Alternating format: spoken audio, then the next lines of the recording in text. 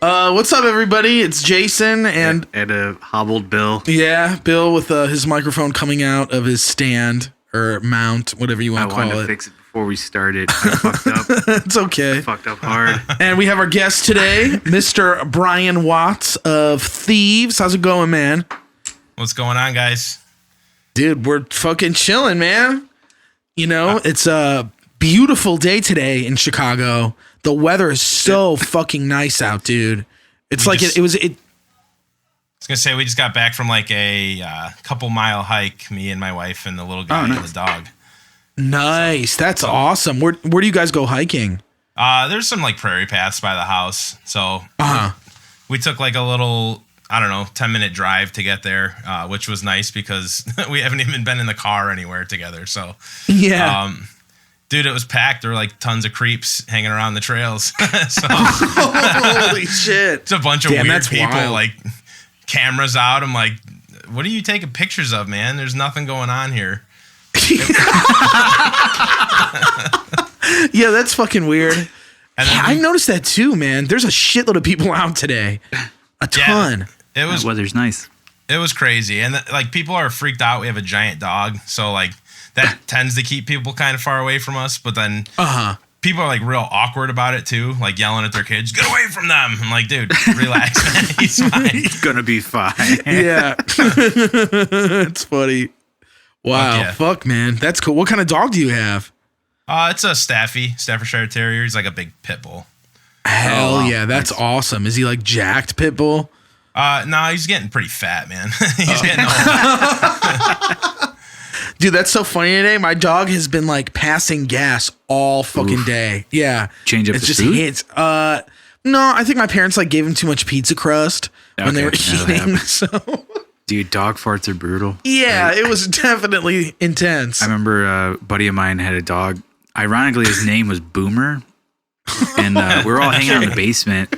And Tom was there, who's like notorious for farting like violently and just the worst like death-inducing farts. And Boomer was just like ripping them, right? Yeah. And we're all sitting in the basement and it would just like creep around. Everybody like, oh, God damn it. And then at one point, Tom got like legitimately mad. He was like, that's it, man. He's like, get this fucking dog out of this room. And we're like, what? He goes, I can't fucking take it. And we're like, really? He's like, dude, it's making me sick. He's like, get the fucking dog out now. Yeah, why wouldn't somebody do that the first time? I don't know. Yeah. It's just like, whatever. Just let it happen. Man. He's hanging out. He's having fun. He's relaxed. Yeah. Our dog will legit drop ass and then just start looking around as if he doesn't know who did it. I'm like, dude, I know you felt that. Just trying to play it off. Yeah, dude. He's trying to punk you guys. Time, dude. That's so funny. That's hilarious. Yeah. I'm sure it felt awesome to be outside today though, man. Like, yeah, it ruled for sure.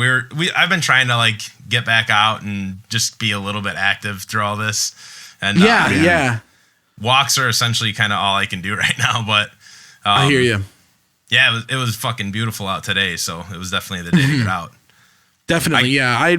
I've been going hiking on the weekends. Like I'll go to little like forest preserves or something and, smoke a little bit, go on a little bit of a hike. Good time. Oh, yeah. Kind of. Yeah. But then again, I'm one of those, I'm just like another one of the creeps on the fucking trail. Your phone. Yeah, because I definitely took a picture of nature. Walking around, you're over there. Dude, as long as you don't have like a fucking camera with like a telescopic lens, because legitimately there's some dude like that. I'm like, this guy for sure is up to no good, man. Yeah, so totally. That's so funny. Yeah, no, it's just my shitty phone. Me holding up my shitty phone, standard like, whoa, iPhone. nature. Yeah. Whoa, look at this, guys. Yeah. Hell yeah, man. Sick, dude. That sounds like fun, man. I wish I went more. I drove I've been to get here. We podcast out of Westchester and I live on like the north side of the city. I live up in like sort of near Rogers Park. And I've been going out of my way to take Lakeshore Drive just because it's so scenic. Fuck yeah. It's a great drive. Yeah, dude. And it's like... And there's no traffic. Exactly. I mean, there is definitely way more cars there than there should be, I think.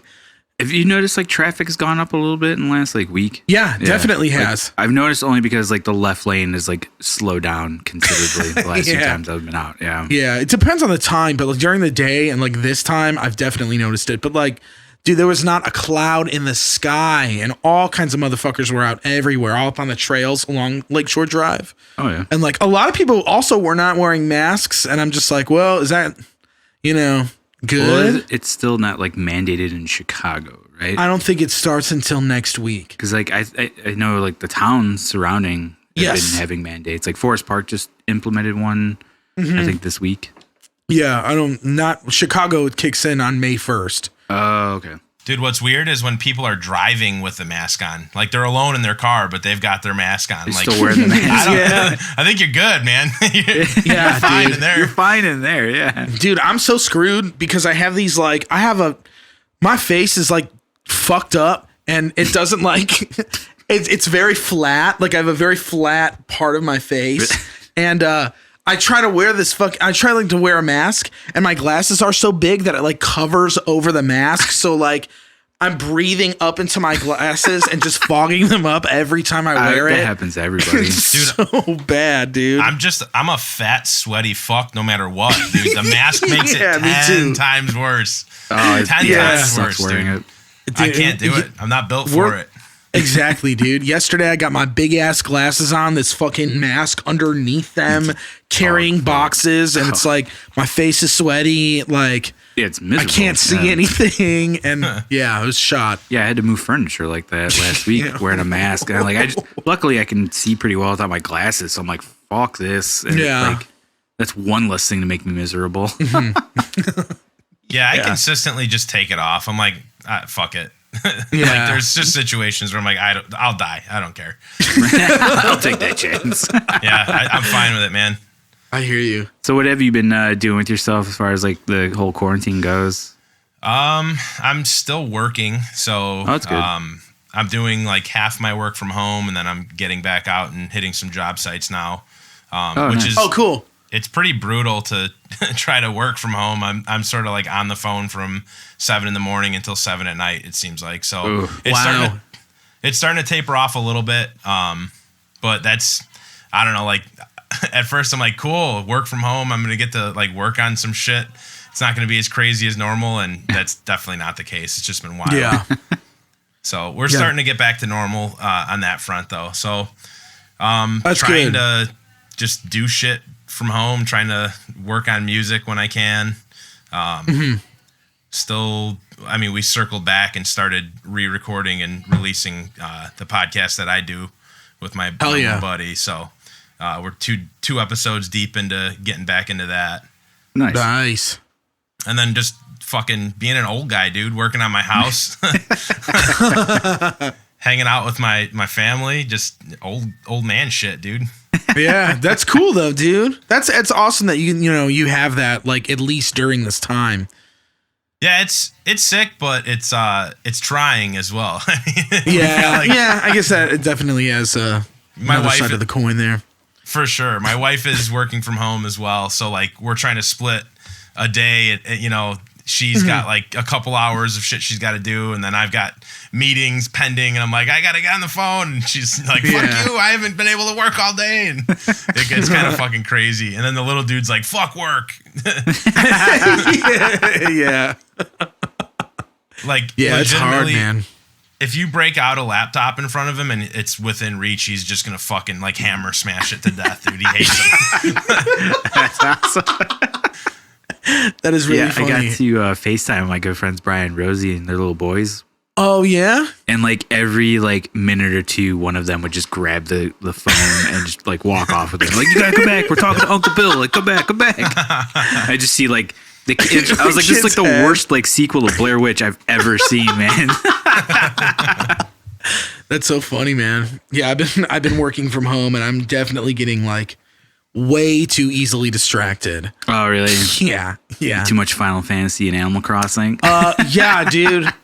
Definitely way too much Animal Crossing. I signed up for I'm on the black market, dude. I'm assuming you were looking for turnips. Was that Animal Crossing reference. Yeah, dude. So turnips are like stocks essentially in the world of Animal Crossing, and so you could buy very them. Volatile as well, just like in real life. Yeah, right? yeah, exactly. So essentially, what you do is Sunday morning today. I already got mine. I'm stocked up for the week, dude. You got your surefire. Yeah, I'm thing. about to double. Are you like the Wolf of Wall Street of Animal Yeah, hell Crossing? yeah, I am. You're like doing blow out of. You'll get into these somebody's penny ass playing turnips, Animal bro. I Crossing. got you. Yeah, but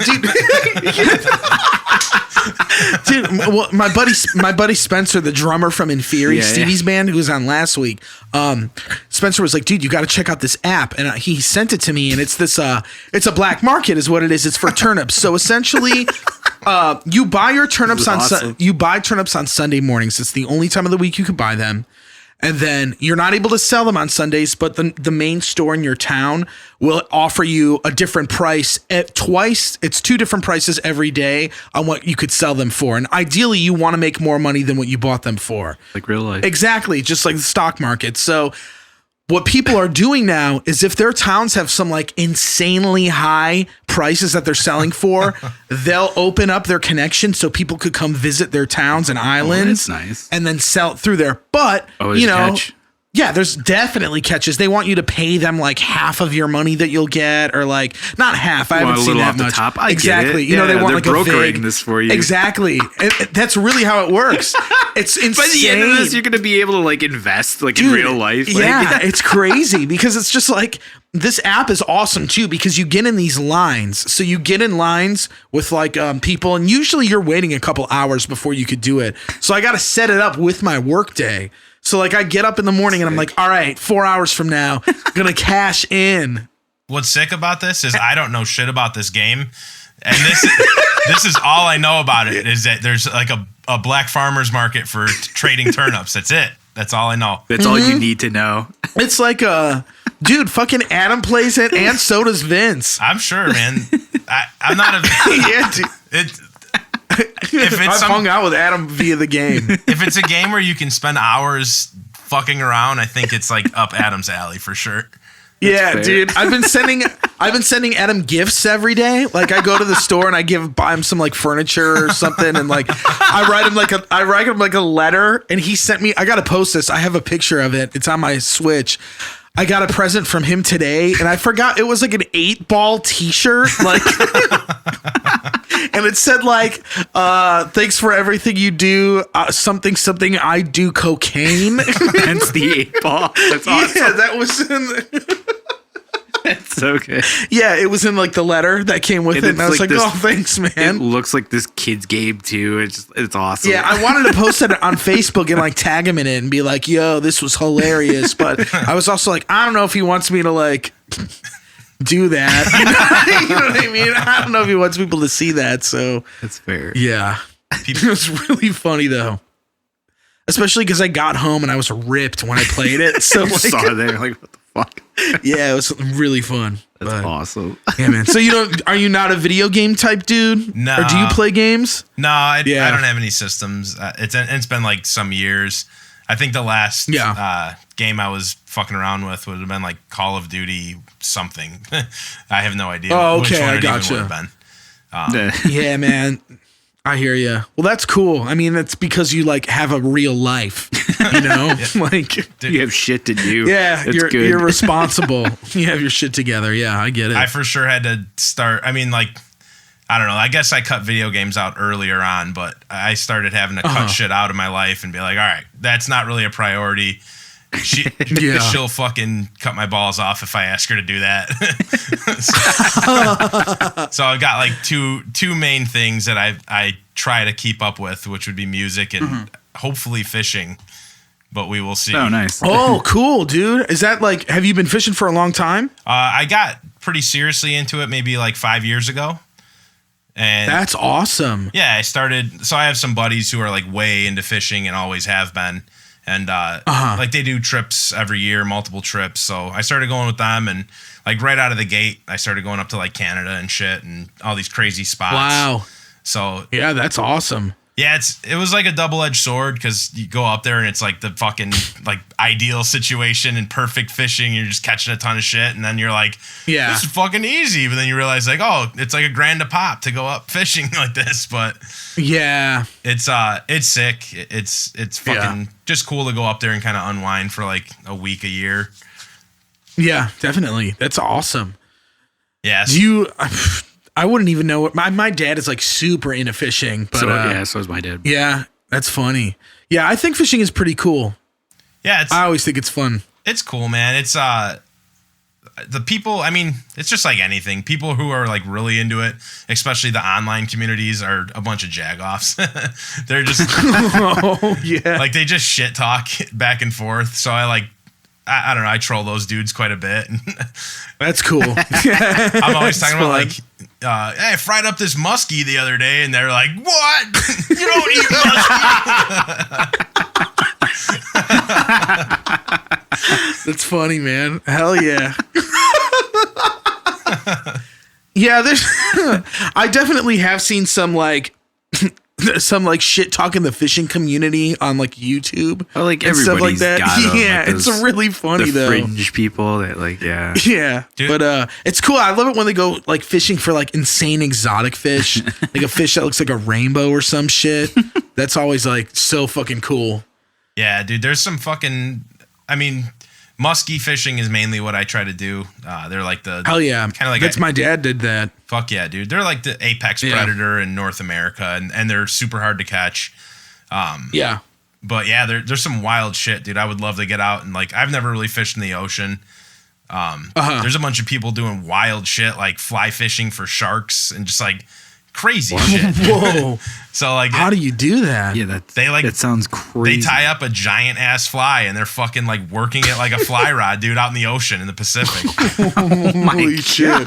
That's insane. And they hook into like giant ass sharks, and then it's just like, all right, fucking fighting this thing for the next hour. Dude, that's so wild. You want to know something funny about fishing? Have you ever heard that? Have you ever listened to the band Enslaved? They're like a prog death or black metal band. No, I'm not familiar. Okay, they're like, I don't know what I would compare them to, or like, but they're pretty big. Like they come here and they play Talia Hall and shit. And I saw them. I think I was in college. I went to their, like, the first time I ever went to go see them. They had all kinds of crazy shit at their merch table, and their drummer was selling this like fishing DVD. And so like my friend was like, "Oh, this is sick!" So he bought it like immediately. He was like, "Yeah, I'm getting that." Like sickest. It was Eric. Eric bought that. Oh yeah, and That's awesome. We like watched it, and they're from Norway, so they're fishing in Norway. Okay. And you know, it's like all in Norwegian, and they have subtitles, but it's like they're not really saying much, but like they do some insane like ice fishing, and there's a part where they're in this like mud river and they pull up like this huge ass fish from like its mouth. It's just insane. That's awesome. And it's just like the dudes from the band. It's really cool. Yeah. Your little side gig. Yeah, dude. I think fishing is dope, man. I'm a big fan. I've only gone ice fishing once, and I was with, so like my one dude, Zach, Big Zach, he's like on the podcast that I do or whatever. Okay. He's the guy that kind of like Sherpa'd me into fishing. he's been kind of like teaching me the ropes and stuff. But I went out with him. That's awesome. I went out with him and his dad ice fishing, and it was like late winter, early spring, and they're like, I kept asking him like, "Yo, we're all like big dudes," and he's like a really big dude. And I'm like, "Are we gonna be good on the ice? Is this safe?" And they're like, "Yeah." Like you just need 4 inches of ice. So I'm like, "All right, man." And they're like, "We'll be pretty close to the shore." So like, we go out and it seems legit to start, and we're out there for like a good portion of the day, and we start heading back in. And you can see there was like a pocket of air under the ice, severing the water from the ice. So every step you take, it would just like not crack, but like you would just see the water start to spread under the ice there, and you could see it was not safe at all. So we had to like start army crawling our way back, dude. It was fucked. I'm like, dude, that's it. I'm fucking done. Aside from the fact that's that like, scary, dude. I mean, you're literally just going out and sitting on your ass and like jigging. So it's really boring anyways. And most people just get like fucking drunk. And so it's just like not really my thing. I'm sort of like, I just get anxious trying to do that. But yeah, that was my one experience on the ice. I'm like, all right, man, fuck this. Never again. Yeah. Fair enough. I would definitely concur with that. That's fucking scary, that's terrifying. dude. Oh my God. Yeah. Yeah. Shit. He's sort of like the wildest dude I know, and he's always kind of getting into some stupid shit like that. So I'm like, Yeah. I really have to vet anything he suggests to do. I'm like, let me research this a little bit. Way it, yeah. Yeah. That's fair. We all know people like that. Yeah. But I mean, I guess it is boring. When you put it in perspective and you watch like dudes ice fish, it's like they're always like saying the most boring shit and like just digging. And yeah, it's like, I get it. You probably are just trying to get wasted because it's like boring, or you're just doing the same thing, I mean, I'm sure if you're like catching a shitload of fish, it's probably fun, but yeah. Right. Did you guys catch anything? We did. They caught some fish. I think I might have caught one or two, or I might not even have caught a fish that day. And that usually for me is another reason not to like repeat an experience. I'm like, I'm one and done, dude. Yeah. I don't have the patience for this shit. I hear you, man. Do you ever cook any of the fish that you catch? Yeah, for sure. We pretty much, I'm trying to remember. There's like 2 different licenses you can get up in Canada. That's the only trip I really bring fish back from. Okay. But we pretty much limit out on the fish that we're shooting for every day. So you're bringing like a shitload of walleye. You'll get a bunch of perch. So we kind of like go musky fishing until we're tired because you're kind of hucking heavy ass lures.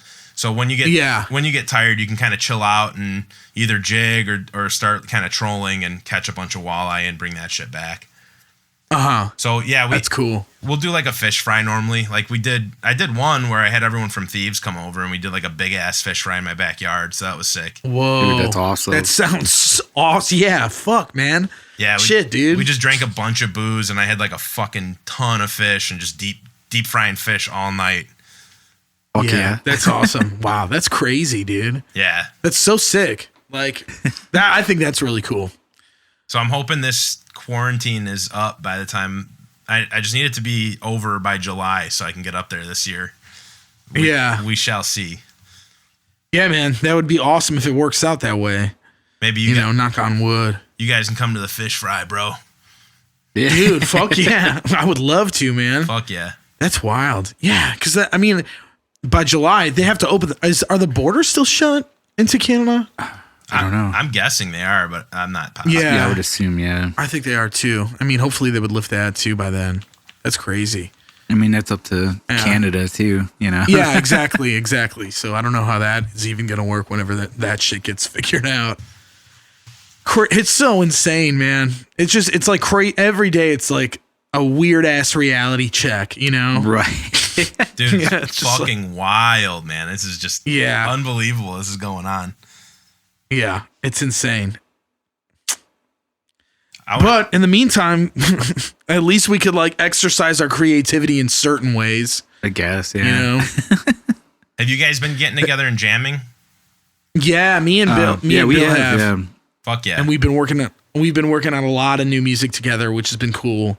It's the most productive Roman ring has probably ever been. Yeah, for real. Like in a very long time, at least. Do you guys at least like consecutively? Do you guys normally get in a room together to write, or do you normally just send tracks and shit back and forth? We usually get into a room. Yeah, we try that for the most part.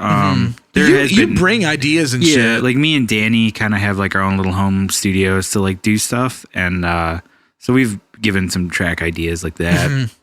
But because of this, I mean, we're getting together like twice a week. So fuck it. It's like, might as well write together. And I did have like an idea that I started to write back at home, but then I just brought it to Jason and then it just like took off from there. And I'm like, all right, there we go. That's a song. No reason to go back and write it on the computer. Exactly. Like we already have it. Yeah. So that's been fun. Mm-hmm. Yeah, it's been really cool. What about you guys? What's Steve's been up to during all this? We've all kind of just been sitting, waiting around, not doing a ton. Yeah. typically Vince and I sort of just send a lot of stuff back and forth. Or if one of us writes something that we think is super sick and it's like kind of a whole song, we'll sometimes share that with the whole group. So I think Vince has sent me like essentially one song worth of stuff that's just kind of not really put together yet. It's just a bunch of riffs and stuff like that. And then I've been kind of just a little too busy to play, but I had like one riff that I wrote that I was like, this is sick. So I was like, well, here's one riff in return. If you could just write a whole song around this, that would be sick. Hey, sometimes that's all it takes, you know? Yeah. Vince writes a lot more than I do. Probably, I'd say that we end up using. Like, that dude it can really turn out a fuckload of songs and really cool shit. Nice. But I think I kind of kicked the idea out to those dudes that we should try to like track a song individually, respectively from our own homes, and then see if we can put that together and like just put that out. Because we have a couple. Yeah, that'd be cool. That'd be really cool. That'd be awesome. We have a couple newer tracks that are not released at all, and I'm sure eventually those will end up on some sort of EP or whatever. But I think we're gonna try to work it out to do one of those, and like the quality's not gonna be super high, but it'll be kind of cool to just get something out. Yeah, hell yeah, definitely. Yeah, that'd be awesome, man. I bought one of those Yamaha EAD 10s, so it's like a module. It's like two microphones built in, and then they're built onto a trigger. So it triggers your kick, and then those two mics just pick up your entire kit.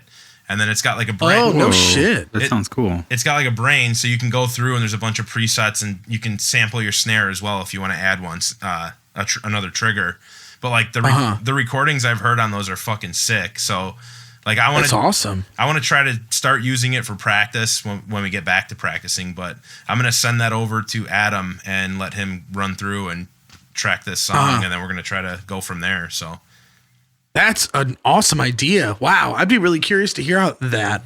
I don't think I've ever seen that. I've never heard of that. I'm looking that up right now. It sounds really cool. It sounds really cool. It's wild, but like I think a lot of the videos out on it, like I have a hard time believing it's just this unit. They sound so fucking good, but I'm sure they doctor it up and process the audio. But every video is like EAD audio only, big exclamation points. I'm like, all right, man, maybe if you say so. yeah, I guess we'll see. But yeah, I think or maybe it's.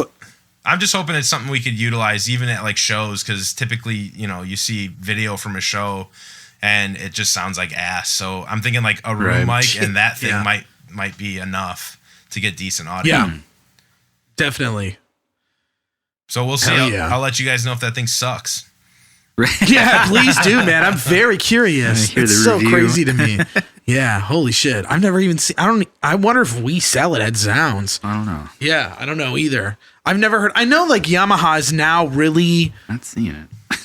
I mean, Yamaha's been doing a lot more with their drum department and drum hardware recently. Like they've been working. I know they put out like a new pedal within the last year, like a direct drive pedal. Oh, really? And a chain pedal. Yeah, and it's pretty affordable. Like. Most of their direct drive foot pedals for drum kits, it's like most nice ones, you're going to be paying upwards to like $1,000 or more sometimes. Oh, wow. And theirs is like 600. I never hear too much about their hardware. Or 7. Like, their shells, I've heard. I've heard good things about the shells, but I never like hear anything about the hardware. Yeah, now, I mean, I never really did either, but now they're definitely, sick. How much is it? 500. Oh, wow. Damn, cool. Well, or learn something new every day. 8 easy payments of $62. Yeah. I just stop with the easy payment shit. Like, I know Zounds. It adds up, man. I deal with Sweetwater, I think, sometimes. And dude, eventually I just lost track. I'm like, how many items am I paying for monthly? Where this is just money being siphoned from my account. I need to stop doing that. Yeah, dude. There's a lot of we have a shit ton of customers like that, man. Dude, they just have like 17 orders, dude. It's a fucking trap, dude, because half the time I'm like, I could afford to buy this, but I like the idea and the sound of $8.38 a fucking month. I'm doing it. Right. Dude, me doesn't too. hit the bank too hard. You're like, why not? I do that all the time. I have that Klarna app, which is like an app on your phone. It's kind of like, what's the other one? There's another card that's Afterpay, it's called. So it's Okay. basically like you can make a purchase on Amazon and pay it off in 4 payments. Fuck yeah, And, that's like, trouble, dude. It is a shitload of trouble, but I've been like on top of it and stuff, Yeah, which is cool. As long as But you're good about it. yeah, but it is definitely easy to like, oh, here's a shitload of stuff. Like, yeah, I've definitely done I did that too, before like, tour last year. Oh, really? I've done that too, like Reverb, because like every year I buy a guitar. Yeah. I usually get it to Reverb, and every once in a while I'm like, man, there's something I'm looking for, and I'm like, I could do the payments, and then it's like, oh man, I am making considerable payments a month right now. Yeah. Like we're eating a lot of mac and cheese and rice this month. Yeah. I don't know. There's something about my brain that's just like, all right, if I'm about to drop 300 right now, I'm going to be eating nothing. Like, you know what I mean? Like just super stingy about my money. And I think part of it is like, I just don't want to worry about it. You don't want to just be like, I don't want to dip into those turnips, dude. Yeah, Right. that's what I'm saying, man. Like, because it's like if you like you lose $5 or $8 or $15, like, you don't really notice it as much in your bank, and you're just like, oh yeah, that's kind of in my rough, shitty ballpark guesstimation. When realistically, I should just budget my shit, but that's not gonna happen yet. Yeah. So far, so good, right? Yeah, Dude, that's so funny, man. As far as fucking Amazon goes, my household is out of control right now, dude. We were like being overrun with cardboard. Really, Dude, my wife and me are both guilty of just fucking. It's just too easy, man. Everything I see, I'm like, it's fuck super it, I'm easy. buying this. I need it. Yeah, dude. I hear you. I've been doing the same thing.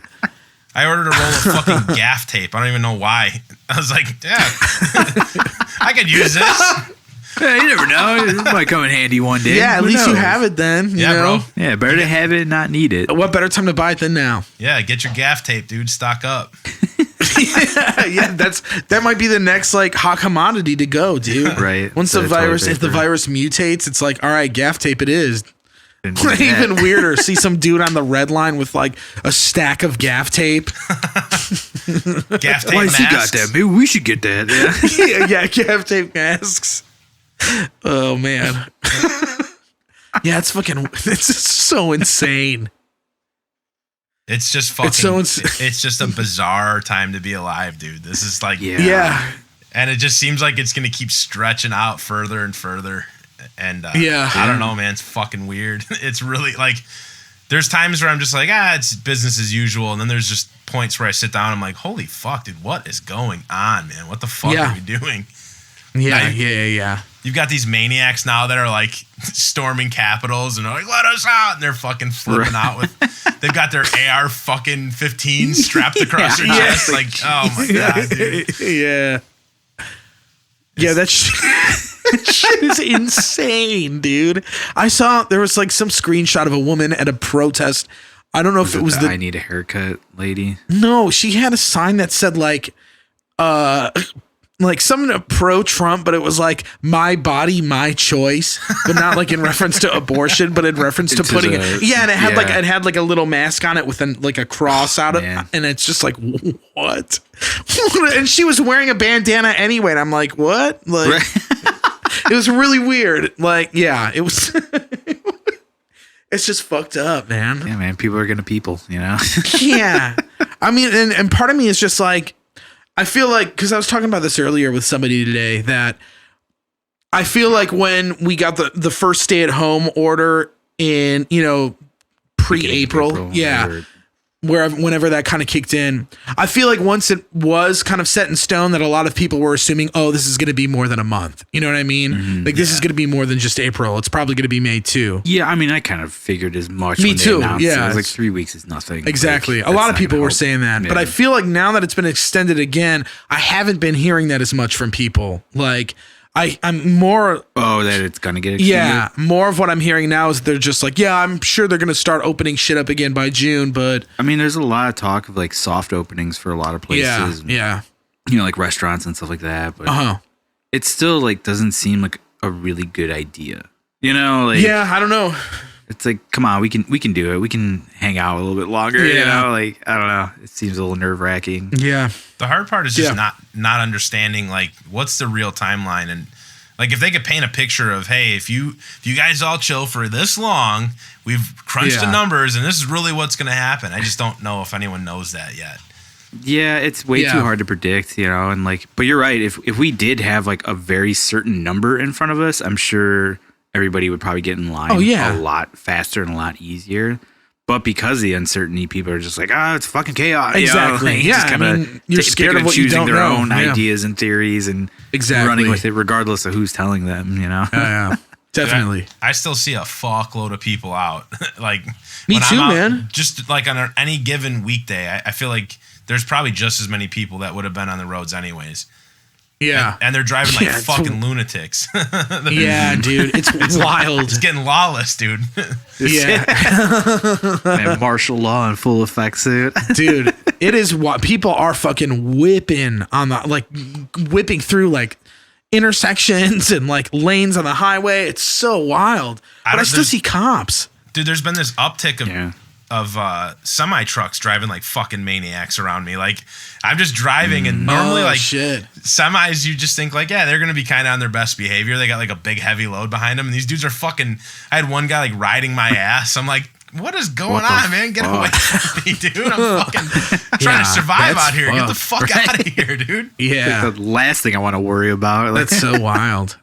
Yeah. Yeah. I guess I never thought about that. So they probably don't I guess those guys are not in danger of losing their ability to work if they're driving. I mean, they probably don't have that much contact with people. Yeah. And, I mean, we got to get shit somewhere, Yeah. Yep. It's just the way it is. And I still work for a company that's selling music gear to people with their stimulus checks, Essential services.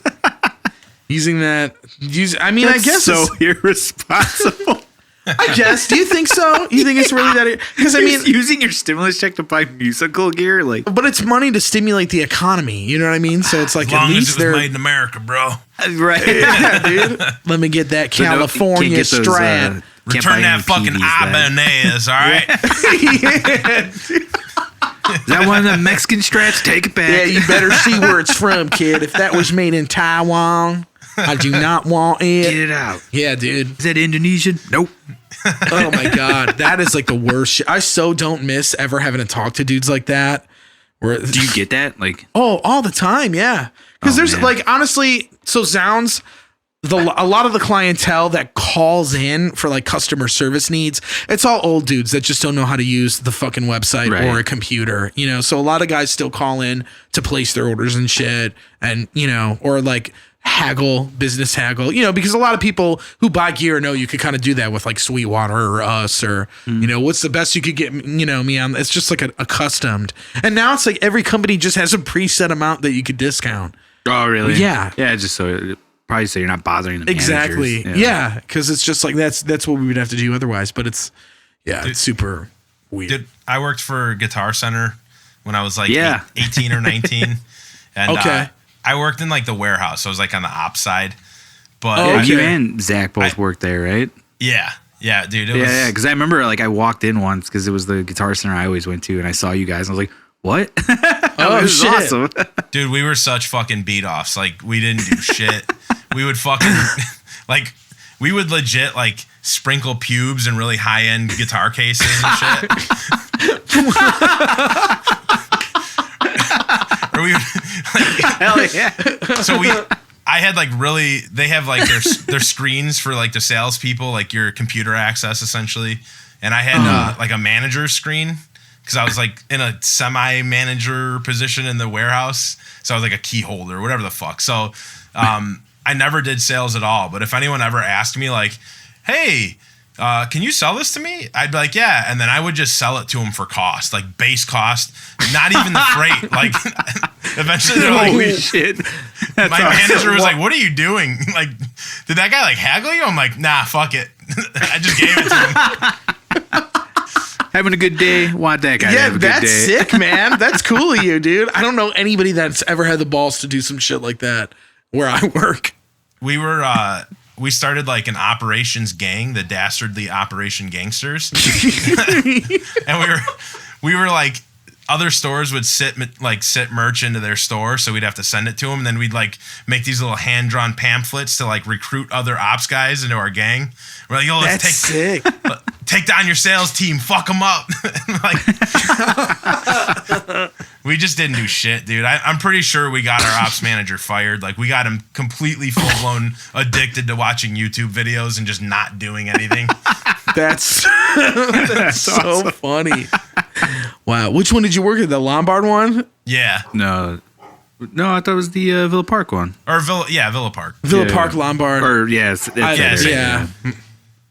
Yeah. The one that Joey worked at? Who? Didn't Joey work there? Yeah, Joey worked there. Tom's older brother worked there. Oh, shit. Yeah, a few people I knew worked there. Dude, it sucks because for the longest time, I still had like people that I knew that were working for Guitar Center. So I would just buy all my shit from them for fucking dirt cheap. And then just one by one, they all fucking got different jobs. Yeah. And that was that. Just, they were dropping like flies. Like the only one that stuck around the longest was Joey B. But even he finally jumped ship to Sweetwater, I heard.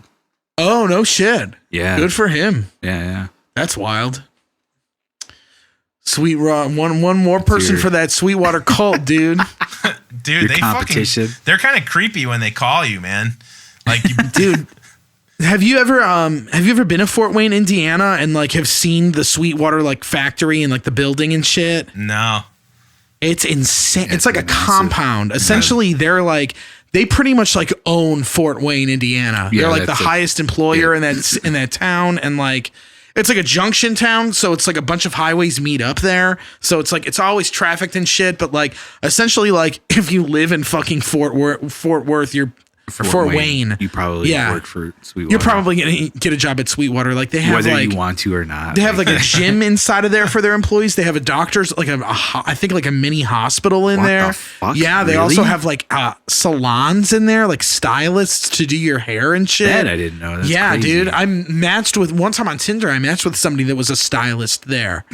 I was like, what? Like, I thought it was a joke at first. Yeah. I didn't believe it. I was like, oh, you're fucking with me because I'm a guy that plays music. And I was like, that's funny. And she's like, no, that's like my job. And I'm like, what? Like, weird. It's insane. Yeah, it's crazy.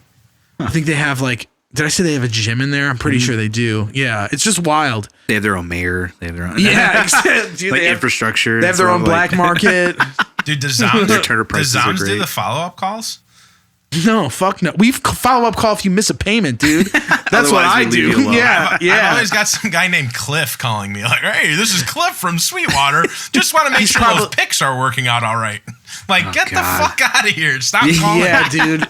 It's because that, like, I know at Sweetwater they structure it out because I know a couple dudes that work there that have offered my band like discounts, and I want to be like, get the fuck out of here because I got our discounts covered. I wouldn't. But, motherfucker. And they also like Sweetwater does have like they sell a lot more brands than we do. Yeah, they definitely do. I mean, you guys still cover a ton of fucking shit. Like, we do cover a lot, and we offer the difference between Sounds and Sweetwater is if you want to finance with Sweetwater, you have to get their credit card. Okay, you can't finance with them otherwise, and I believe there's interest rates with their financing plans. Sure, like we don't do interest rate, and like you don't need to have a credit card to apply. You know, for us, but anyway. Yeah, bad credit doesn't matter. I know that they have like Sweetwater has dudes like agents that are assigned to customer groups that they have to do those follow-up calls with. Right. Yeah. I mean, that's weird. Even GC is like that where every once in a while I have to pop into one to just get something. And it's always something small. Like it's either last minute like guitar picks or maybe like an instrument cable just to grab something quick. And sure enough, like the next day or two, I get a call from so-and-so like, hey, just checking in on like the, how it's going with that, instrument cable, those picks. I'm like, dude, no, like fuck off, man. Like, come on. It's good. It was a one-night stand, like, come on. Also, like, what an absurd thing to check on. Like, yeah, dude, they're guitar picks, man. They're fine. Yeah, they're plucking just fine. It's working. That's so funny. Yeah.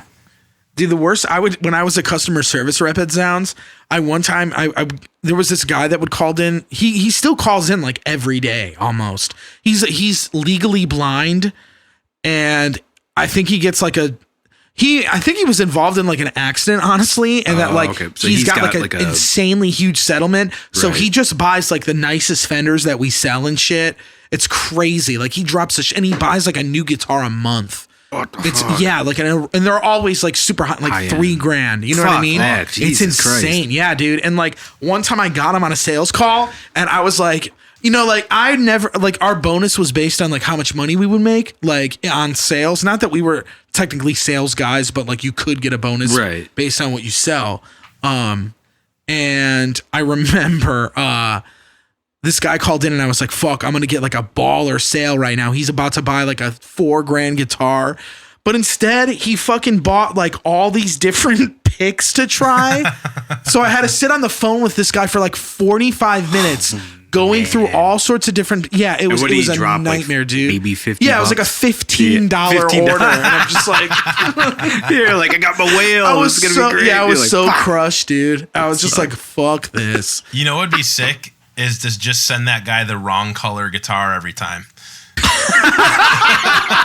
No, he knows, man, because he's also, I don't know how legally blind this dude is. Oh, because he's not. Has he called back and been like, this isn't as red as I thought it was. Yeah, he's returned a shit ton of stuff. Oh, really?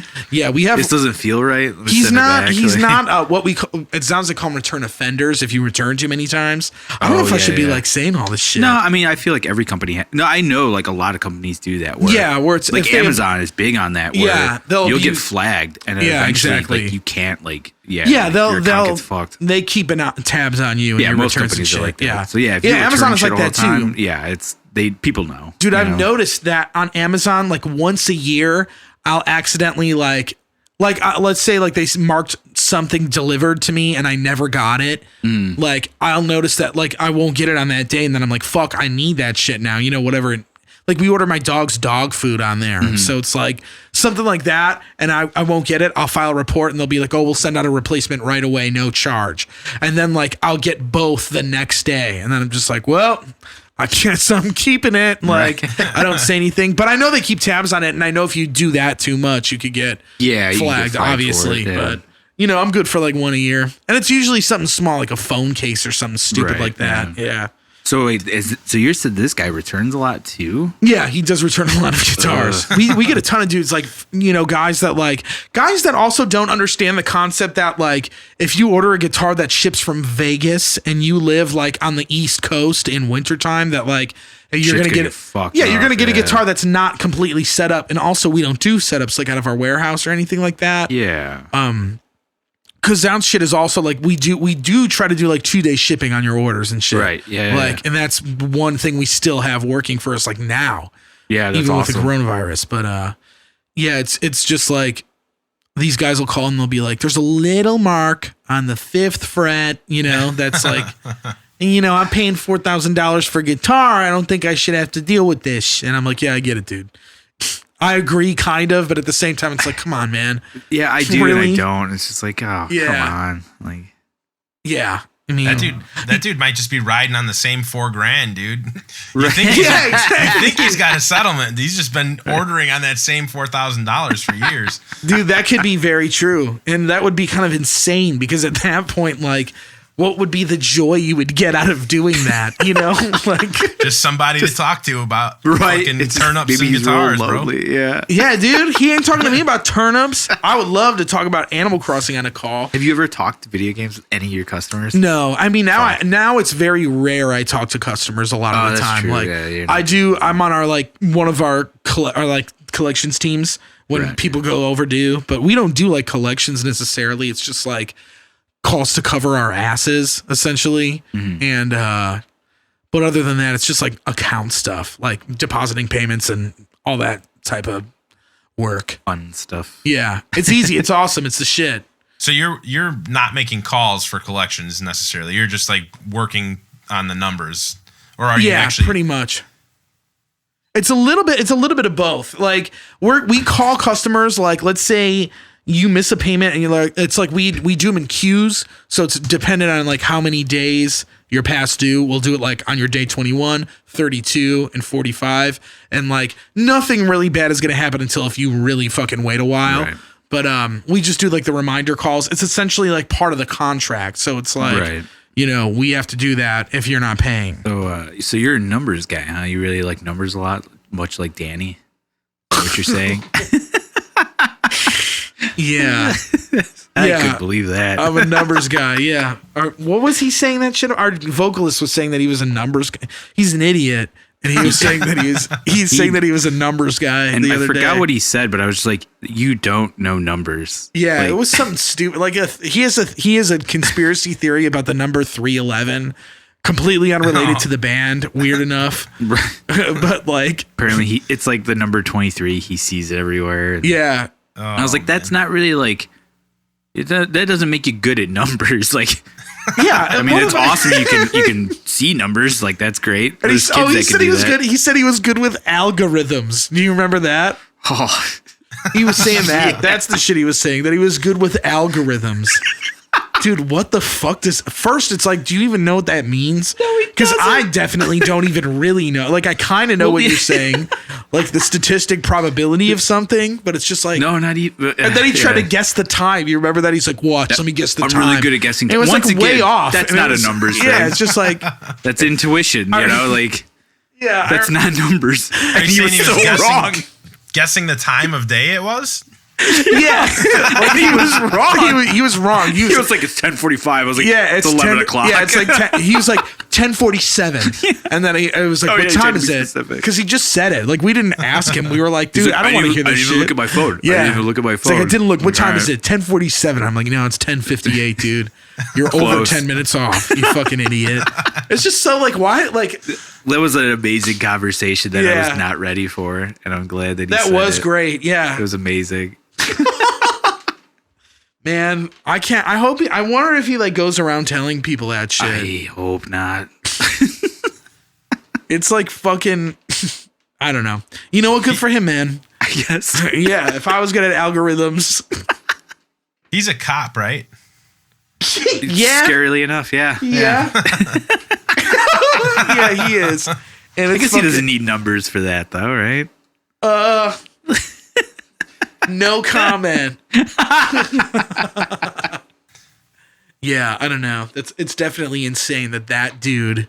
Yep, he's got a badge and a gun and authority. Yep. Look out, everybody. I know a couple guys that it's just shocking that they were given a gun and told to enforce the law. Yeah, it's just like, whoa. I always cracked up when like he started and they gave him a gun before they even gave him a taser. And I was like, really? That seems... Yeah, he had a gun very early on. Yeah. Oh, you've never used one of these before? Have that first. Let's give the kid a baton. Like, what are we doing here? Yeah. Like, let's slow down. Exactly. Pump the brakes. Good God, man. Dude, I remember. The thing with like the tasers and all that shit, I think they have to use it on you before they issue that. Like you have to get tased. Oh yeah, that is part of the initiation. Did he do that? Yeah, he did do it, and okay. like they film it, and everybody gets to watch it and laugh at each other. At him, yeah. So how come we've never seen the video? And inhumane. I don't know if he could get a copy of it. Got to. We could ask. We should ask him. Yeah. But I don't want to. It's just like I don't want to watch people getting tased. You don't want to see Danny get tased. Yeah, kind of. On. Yeah, I guess I would, but at the same time, I feel like I'd throw have a like couple bucks down for that. You'd pay? Yeah, I'd pay for that. How much would you pay? $10. Okay, I would do $10. Yeah. At least not like 50, right? Nah, because it's a short video. Probably. Yeah, that's true. You know. Yeah. So I mean, maybe Danny was in that Erjoni band, right? Yeah, he was. Yeah. And way back when. Did they have a drummer, or were they like playing with a drum machine at one point? Oh, as far as I know, they always had a drummer. Yeah, they had Tyson forever. Yeah. I know that, but I thought I remembered playing a show with them in Glenn's garage. If you remember that, Bill. Oh hell yeah! But I thought they were on like a drum machine, and it was really wild. And he I just remember Danny like acting really crazy, and I think he was like. I want to say he was speaking in some sort of strange voice that wasn't his normal speaking voice in between songs. Yeah. That sounds like Danny. Yeah, it sounds about right. And then, like, I thought he had, like, a speech impediment for the longest time because that's how he was talking. I mean, he kind of does, but he can't help that. Yeah, that's really funny. Wow. And then I hadn't seen him for years, and I think I saw him at, like, some show, and he was talking real normal. And I was like, oh, fuck. Yeah. Oh, so you're not like that. Cool. He probably was just like, he's probably 16 and like drunk out of his mind. Yeah, and just acting probably like an what idiot. it was. Yeah. Franco, our bass player, he was in Erjoni too. But It's I funny you remember mentioned seeing him around as well. Yeah, yeah. He was in that band with Danny. But I remember, like, Urjoni was one of those bands that would, like, play any show that was ever offered to them. You name it, they'd play. Yeah, and that was that. They were the type of band that would just play. If, like, a certain member couldn't do it, they'd just be like, oh, fuck it, we'll do it anyway. Like, no bass player. Nah, okay. Fuck you know, it, like, yeah. because, like, Danny would tour with Through the Eyes of the Dead at that time, too. Right. Well, then they had the replacement. That guy Dave. Yeah. And like, I know they had, so they were like, I wouldn't put it past them to like play to a drum track, I live. Wouldn't be surprised if they did do that. Yeah. But Danny would know. What band were you playing in at the time? A band called Strength by Conviction. It's like a tough guy hardcore band. Yeah. Hell yeah. Okay. Is that how you guys met? Yeah, I think believe so. Just like local shows and stuff like that. And Okay. then, I just remember one day at a Thieves show, I saw Brian. I was like, whoa. I was like, what's going on here? This is awesome. Hell yeah. I was like, what is this band all about? Okay. And it's been great ever since. Yeah. Thanks, dude. Yeah, dude. Thieves is like, and I'm not just saying it to gas you up on this show, but Thieves is like, Probably one of my favorite bands. Yeah, it's like my new, easily. like, yeah, definitely. I think my favorite Chicago band, like, period. Fuck. It's just so fun to watch you guys, dude. Yeah, you guys Thank rule, you man. You guys. guys always put on like a great live show. And, Yeah. like, the music's fucking awesome. It's like, super cool vibe. Yeah, definitely. But it's funny, like, you guys are the reason why I, like, came up with the idea. I was at home one day playing guitar. I think just working on songs. And then I, like, put on your guys' latest album, listening to it. I was like, fuck, this is a sick track. This is a sick track. I was like, I like this riff. I like that riff a lot. Trying to, like, figure it out. And I was like, fuck, man. I was like, you'd be sick if we could do a show where we swap out members and we each get to play, like, a song or two from another band. Like, I just want to play a couple of Thieves songs. It'd be so sick. Yeah. When I saw that post, I was like, fuck yes. And then I hit the rest of the dudes up. I was like, dude, we should do like a comp record where we fucking switch members or like just all add to, and write some fucking crazy song. Dude, That would be awesome. Yeah, it'd be so great. Be like a mini super group type thing where we just kind of swap around like everybody. Some sort of like crazy collective of just a bunch of dudes who play shows often together. Yeah, hell yeah. Yeah, that would be awesome, dude. That'd be insane. I guess it would be kind of like that Roadrunner United thing. You remember how they did that? Where like they had teams of guys from different bands? Yeah. Fuck, why don't we do that? Fuck them. We can do it better. Dude. Yeah, man. It would be sick. That'd be, man. Let's get this show going. I'm pretty sure we're not going to have any venues to play in, so like we could do it in a basement somewhere. Yeah. I'll see if Glenn will open his garage up. Oh, yeah. Get the garage out of retirement. Where was Glenn's garage? I think that was probably. I don't think I ever played there. That was My. Logan Square. Yeah. Oh, okay. Yeah, it was near like sort of near Milwaukee and Belmont. I gotcha. Okay. yeah. I But, like, lived in. further, I guess further south. Oh, okay. I gotcha. I know. I think I know that area a little bit. Yeah, I mean, when we were doing it, like, you were a child. Yeah. It was What a long year time was it? ago. Do you think? Oof. I don't know. Probably like 05, 06. Okay. Yeah, that sounds about right. I Yeah. started doing my band like 06, I think. Okay. 06, Yeah. 07. But I remember my high school band. Well, I lived in Oak Park, in the suburb of Oak Park. So it's like a little further south and shit. So we would always, whenever we played like house shows and shit, they were in like Berwyn or Cicero or like something like that. But Dude, that's like all we played. And we'd play in some like really sketchy areas sometimes and not really like, oh, hell yeah. like, oh, we're playing in Little Village or Pilsen. Yeah. It was, Oh, yeah. like before Pilsen was all right to go and fucking hang Right. around in. yeah. And We played- we were just a bunch of assholes and like we'd get drunk as fuck and there would just always be some fight that broke out or something stupid. Yeah. Was this in Strength by Conviction? Yeah. And we kind of had like it wasn't like a crew, but it was Right. just a bunch of it was literally called Brew Crew. Oh, I remember Brew Crew, dude. I didn't know that was your band. Yeah, so like it started as a joke. We were like, let's start a drinking team, and we'll get Coors Light Letterman's jackets because we found like the like leather sleeve Letterman's jackets, but they were Coors Light's jackets. And then it grew into this thing where like real crews wanted to fight us, and we were a bunch of dickheads. So we were always kind of like, all right, like that's cool. And then at one point, like, we would play out just kind of like regionally and like, I don't know, we'd go out to like Des Moines or shit like that. And there was I think it was called Courage Crew. It was like a militant straight edge crew.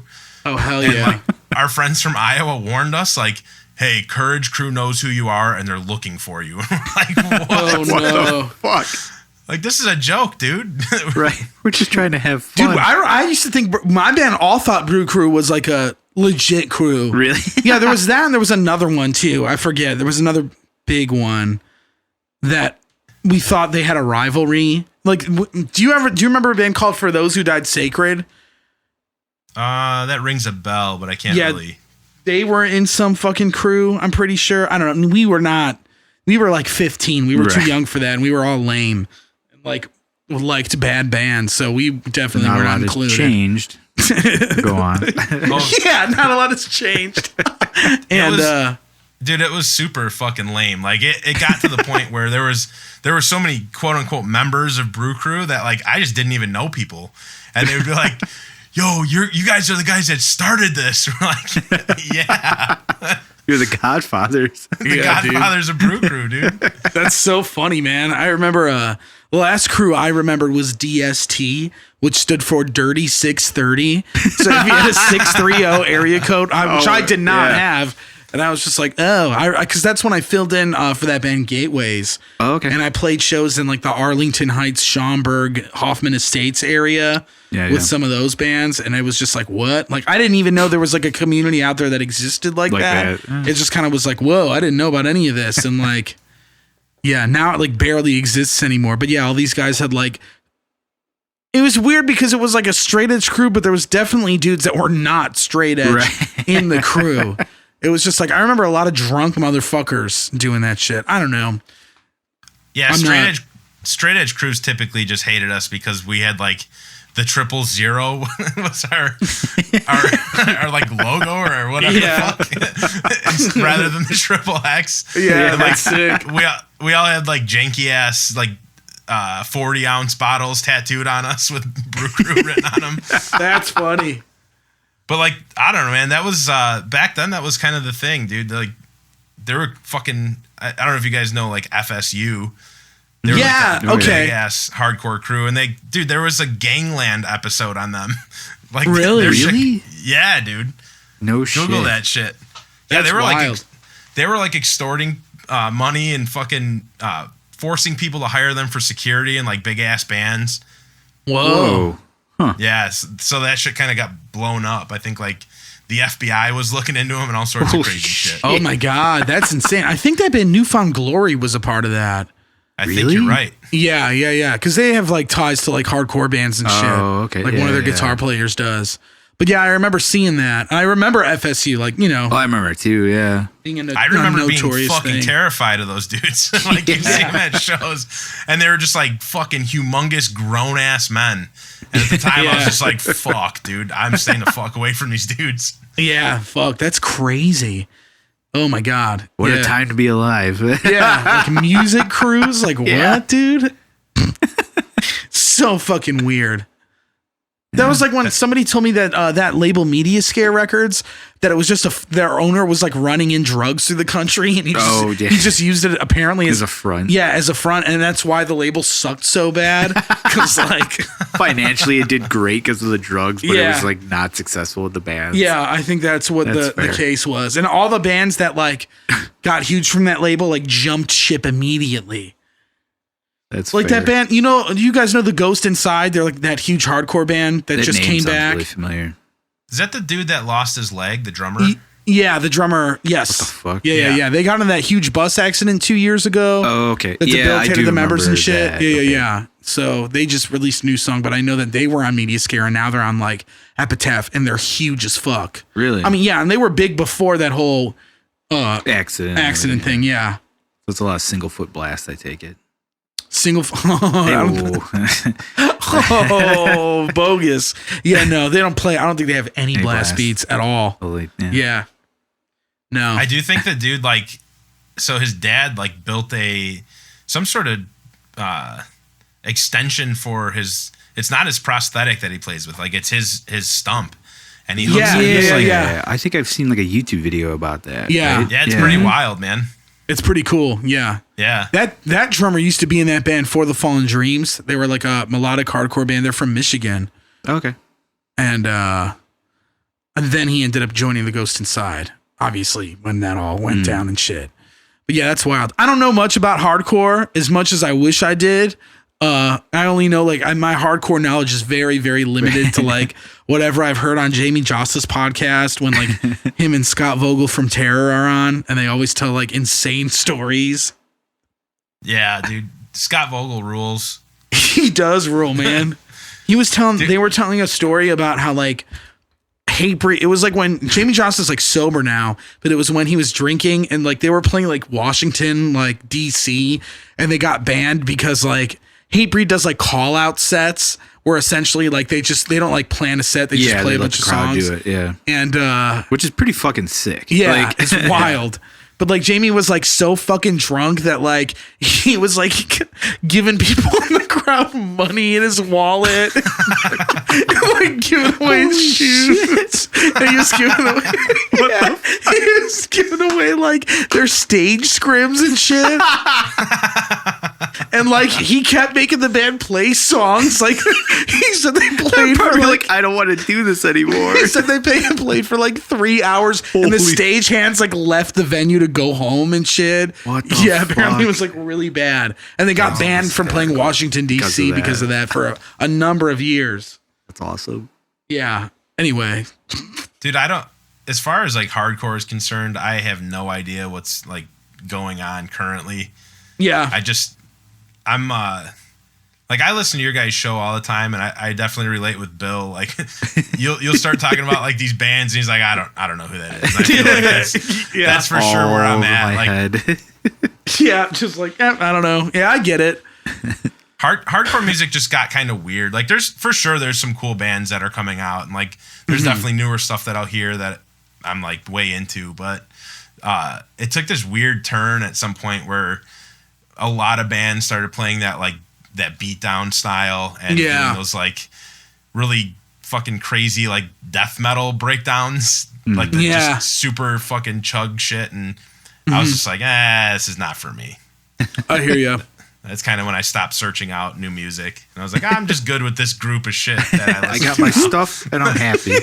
That is I'm very done. you, dude. Yeah. That is very your mentality. He gets it. I keep trying to give Bill all these little tidbits. I'm like, dude, just add this. You Just get add older this. and you're just like, nah. The library is this big and that's it. That's funny. So who are like, if you were to pick out like 2 or 3 random records that like are like timeless to you, maybe I don't mean to put that much like, Or like, what's your go-to? yeah, like what are a couple record? go-tos you like to listen to? Terror for sure. Like everything they did early on, really. One with the Underdogs, like all the earlier stuff that they did that was like just super fucking fast, and like they didn't really start adding that metallic edge to it. That was definitely shit that I was like way into. Okay. Modern Life is War is another band, and that's like kind of the other end of the spectrum for hardcore bands. Their second record is called Witness, and that's probably like one of my favorite records ever. That's awesome. Just they're more melody driven and like just really driving and kind of like a little more melancholy sounding. But yeah, they're fucking amazing. And then I don't know. I mean, there's a lot of bands that I was way into when I was younger that now I'm kind of like, this sort of sucks. So I couldn't necessarily say their stuff. That's fair. Like who? It's definitely not timeless. Like Black My Heart would be a good example, where like when I first heard they had an EP that they put out, and I was just like, oh my fucking God. and now I listen back to their stuff and I'm like, oh, these guys suck. Like, it's really funny. yeah. That's What was kind of crazy is like when I started playing with Thieves, I was legitimately playing like tough guy hardcore, like Terror ripoff, Hatebreed kind of style stuff. And I started playing with these dudes, and I would like write a riff, and Vince would be like, oh, that sounds like this band. And I'd be like, I don't know who that is. Yeah, that sounds That's like really me in the funny. Capsize days. I'd write something and Tom's like, dude, it sounds like this band. I'm like, never heard of them. So I kind of ended up discovering a bunch of bands that I really like now that I had never heard of because I was writing shit that sounded like them. And I was like, well, that's cool. I'm obviously into this. Yeah. Hell yeah. I was it was really easy to write shit for Thieves early on because I was just ripping off Thieves. I was like a fan of the band. Nice. Oh, hell yeah. Like, I'm just going to write shit that sounds like these dudes. That's awesome. So, shit, when did you join Thieves? I think it would have been about 9 years ago now. Maybe 10 years ago. Hell yeah. That's awesome. So I was still in SBC, and it was getting really, really hard to motivate those dudes to do anything. And I mean, they were a bunch of like party animal dudes, so that kind of went hand in hand. But we wrote an EP, and we were like, I think we were probably 90% done writing an EP, and we were trying to like just get the last few things kind of lined up to where we could go in and record it. Yeah, and I just could not. I literally could not get these guys to show up to like jam. They just wouldn't come. Yeah, it was, or like two guys would show up and, you know, one guy wouldn't, type of thing. Mm-hmm. Yeah, that sucks. So I was just like, fuck it. And I was with my wife. She was my girlfriend at the time. We were living together. And I was like, I think I'm going to quit. Like, I think I'm just done. And I was like, and I don't know if I'm going to like join another band right now. I'm just going to fucking chill out. So I texted these dudes and I was like, hey, I think I'm done, man. I think I'm just going to call it quits. And they were like, oh man, that sucks. And I'm like, yeah, it's just kind of where my head's at right now. And literally that day, Vince texted me and he was like, yo, do you want to jam with Thieves? Like, this was no bullshit. That could not have worked out any better.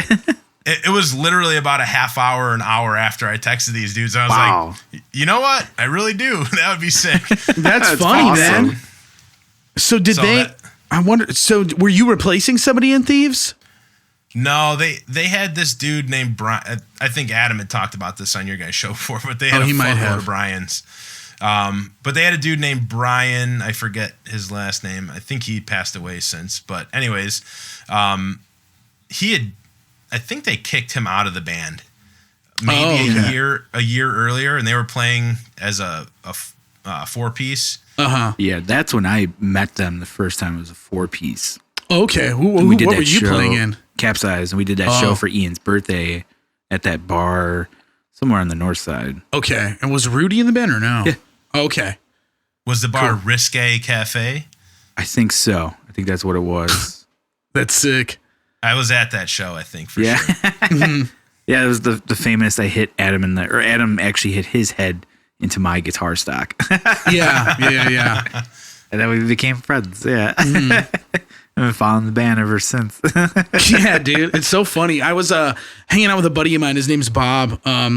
He plays in a band called Motion Failure, and he lives up in like Schaumburg. Mm-hmm. And he came out to the show that we did together, Brian, the Warforged show in, I think it was December that we did the Reggie show. Yeah, that Reggie show. And he's a huge Thieves fan. He's seen Thieves like, I think he told me he was 14 the first time he saw Thieves, and he was just like, dude, that's and he was like, dude, that's like insane that you're like playing with them now. And I'm like, dude, I know. I was like, yeah, it is insane. Like, they're so fucking sick. And he was like, dude, like, because he used to go to From the Grave shows and see Vince in that band, and he knew about. He's like, I knew about Brian and Strength by Conviction, and like, oh wow, yeah, because I told him I saw him last night, and he was telling me, he was just like, oh, like.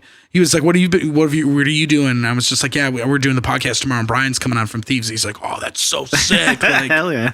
Yeah, so he was pumped. Yeah, man, it's like, I don't know. There's something just so fucking cool about your guys' music. It's just, yeah, it's really unique to me, especially compared to like a lot of stuff that I hear. You know, it's just like something so different and like exciting. Yeah, it's heavy, it's high energy, and like, I don't know. You're one of those bands that translates very well both live and on record. Yeah. Which I feel a lot of bands have a hard time doing, but you guys, like, it's awesome. Like, you listen to the record and the energy's there. You go to the show, the energy's there, and it's just, it's awesome. You guys kill it live. So yeah, it was a blast. Thank you guys. Yeah, of course, man. I was actually trying, man. I was also talking about like because that was one of the last shows I went to. It was the second to last show I went to before all this shit hit, was your show at Sub T downstairs. Oh, fuck yeah. Yeah, I think that was... I typically hate that venue. Like, I love Sub T's. I've never played upstairs, but it's like my favorite room in the city. Yeah, hell yeah. And I typically don't care for the downstairs, but that night was a fucking blast. Like, we had so much fun. Yeah, I remember, man. I remember people making like coronavirus jokes. Like, nobody thought it was going to be a thing. Yeah, we all did that. It's like, And then it was like the next day.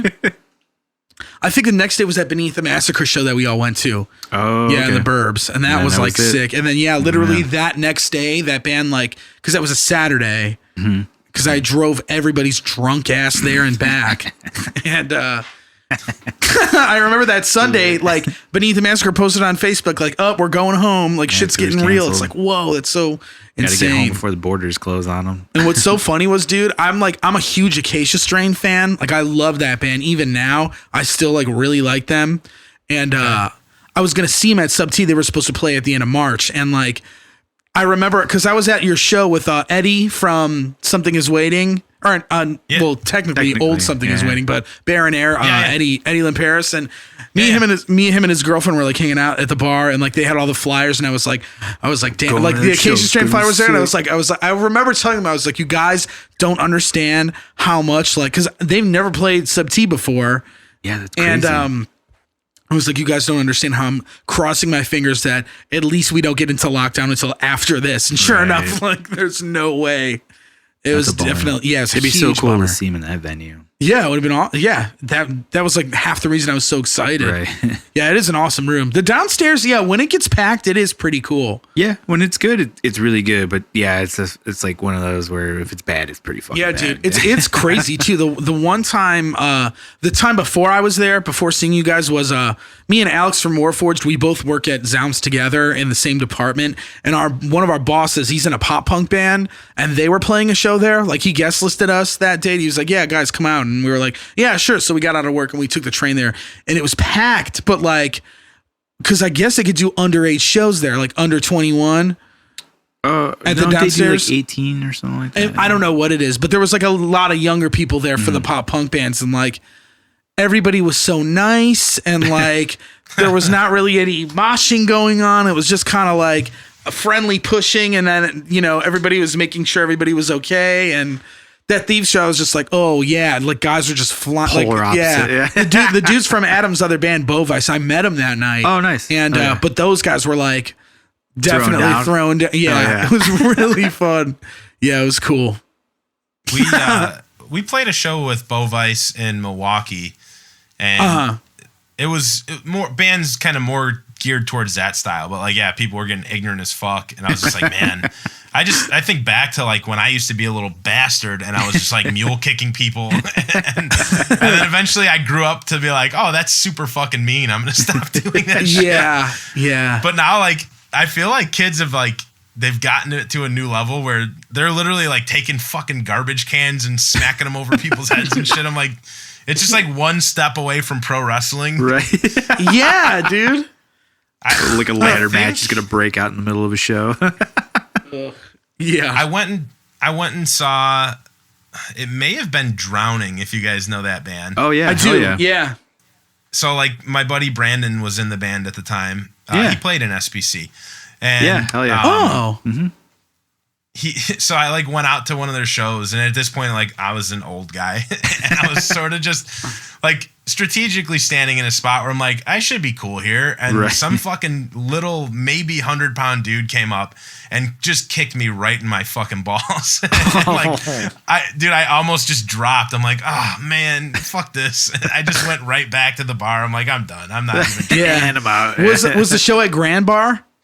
It certainly was. Hell yeah, that dude. Sounds about right. we got roped into playing one of those. I mean, nothing against like the guys or anything, but clearly like Roman Ring is not the type of vibe that I think anybody wants to hear there. So it's like, it was definitely kind of weird. And then Warforged played one of them, which was even weirder. Like, it definitely didn't make any sense. And I remember that show, we didn't have enough DI boxes to run my trigger for my kick. It was either the kick or the keyboard. No, what do you and then want, we had right? like, and then it was like, I remember I was at that, and I was like watching the sound guy try to piece it together. I was like, dude, this is unfortunate. It sucked, man. Yeah. So we couldn't have like, it was either like we couldn't have the backing tracks, we couldn't have keyboards, or we couldn't have triggers. Yeah. And like We're like, well, just mic up the kick drum, I guess. yeah, it would suck, dude. Yeah. It was fucked. Do you have your kick drum tuned to like a normal kind of tuning, or is it like your head super tight? Or My head is super fucking tight, dude. I crank the shit out of it, dude. So it's just like bong bong. Yeah, it's well, not it's very stuffed with musical. pillows too, so it just sounds like like yeah, it doesn't project very loud. Those shows were weird. That was that dude Brian Grants would put those on, and they were always like, it'd always be like 8 bands or like fucking shitload of bands, dude. Little mini festivals, basically. Like Brian. Yeah. I've known Brian for a while. Like I remember some of his old bands he was in before Drowning. Like, I think he played I've in known him for a long time. Yeah, he's from Elmwood Park. So, or I don't know if cool. he was from Elmwood Park, but he played in a band with a bunch of people from there. But he's always been, you know what? He's always been super nice to me. I've never had a negative interaction with him. Yeah, he was always super nice to us. And I think he was a fan of the bands, which was cool and appreciated. You know, I'm pretty sure why he always wanted us on shows. You know. Yeah, I'm pretty sure they're a band again too. Drowning's doing it again. Yeah, I think I've seen stuff. Yeah, Brandon's been posting. Yeah, right. I've always been cool with those dudes, but they like kept landing themselves in hot water towards the end. I remember there's some incident where like some girl got the shit kicked out of her at one of their shows or something. Yeah. It made it to Lambo. I don't know all the details of that. Yeah, that was a while ago now, like 2 years ago. A couple years ago. Yeah. I do remember. Yeah, it did make Lamb go, which was pretty crazy. Yeah. Yeah, it's wild, man. Yeah. Dude, he's like really good at marketing because he started they were making those music videos where they're in like a titty bar and like fucking throwing handfuls of money on girls. And it was just like, it was brilliant, dude. And then I think I saw another band literally just make the same video. Yeah, dude. Making the rounds. Yeah, you remember that band Warhound? I do, yeah. Yeah, they had like that type of shit going on. I remember seeing a music video where like they had guns and shit and money and like and this Jeremy Carroll, he's an awesome dude. Oh yeah. And I'm pretty sure he was in the band at the time. Really? But yeah, they were driving on 5th Avenue by Melrose in the music video by Melrose Park. And you know, by where the racetrack was and shit. Yeah, not far from and there's my like shop. There's those jockey like hotels. So you used to have little hotels for the jockeys. There's like footage of them driving like in a really nice car down that street, and I'm just laughing because I'm just like, I live right by there. Like he drove right past my house. Yeah, he did actually. Remember when I lived on 5th Avenue? Yeah, dude, they drove past. They must have. They were going like a couple blocks away. That's awesome. Was John still in the band at that time? Yeah, they still had 2 vocalists, so I'm pretty sure. He's from Northlake, I think, or somewhere in that area. Okay, that makes sense then. I went to high school with him. He was a freshman when I was like, I think I was a senior. Oh, where did you go to high school? West Leiden. Oh, okay. No shit. Okay. Yeah. Yeah, so you're right over there anyway. Yeah, I grew up in Melrose. Oh, cool. Okay. Yeah, not cool. Fair enough. Nah, it was all right. I lived in Melrose Park for a few years, and then. Yeah, by the time I met you, you were living in Melrose. Yeah. When I joined Roman Ring, I was, I think, but yeah. Dude, I have fond memories of that racetrack, though. Yeah. Did you go there a lot? Yeah. So I have a buddy whose dad owned like a carpet company. They did carpet in like apartments or some shit like that. So he had like a fair amount of money and he loved to gamble. Like this dude would like take weekend trips to Vegas all the time. And he somehow got a hair up his ass about buying a racehorse. So he ended up buying 2 racehorses and they were like they were racing at Maywood, and then Balmoral I think was the other track they would race at. But like we would go in to the private boxes and we'd be eating like prime rib and shit. Whoa. And then his horses would run, and we would just like hang out and watch all these degenerates fucking just burning up their paychecks, dude. Yeah. That's like I think we were in high school at the time, or maybe a little younger, but dude, it was the fucking best, dude. Just like he'd tell us what bets to place and shit, and then he'd place them for us. It was fucking awesome, dude. Yeah, that's killer, man. That was like it was the sleaziest fucking place you could be. Hell yeah. I went to when I was a kid, my grandparents took me to Arlington Heights racetrack once. Okay. And I remember it being like feeling like a sophisticated experience.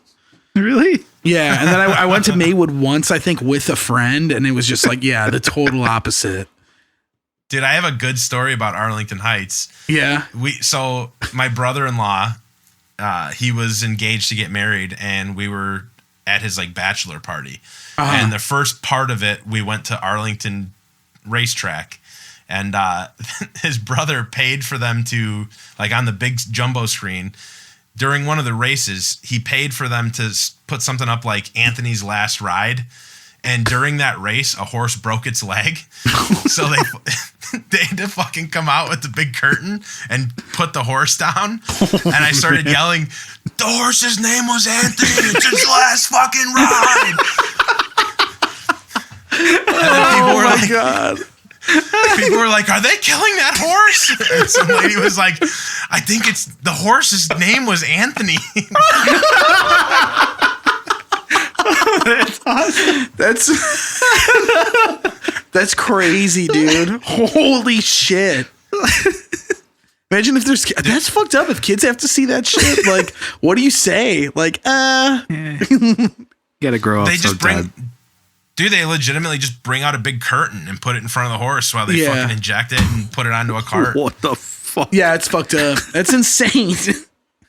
But I guess it's a reality for a human sport.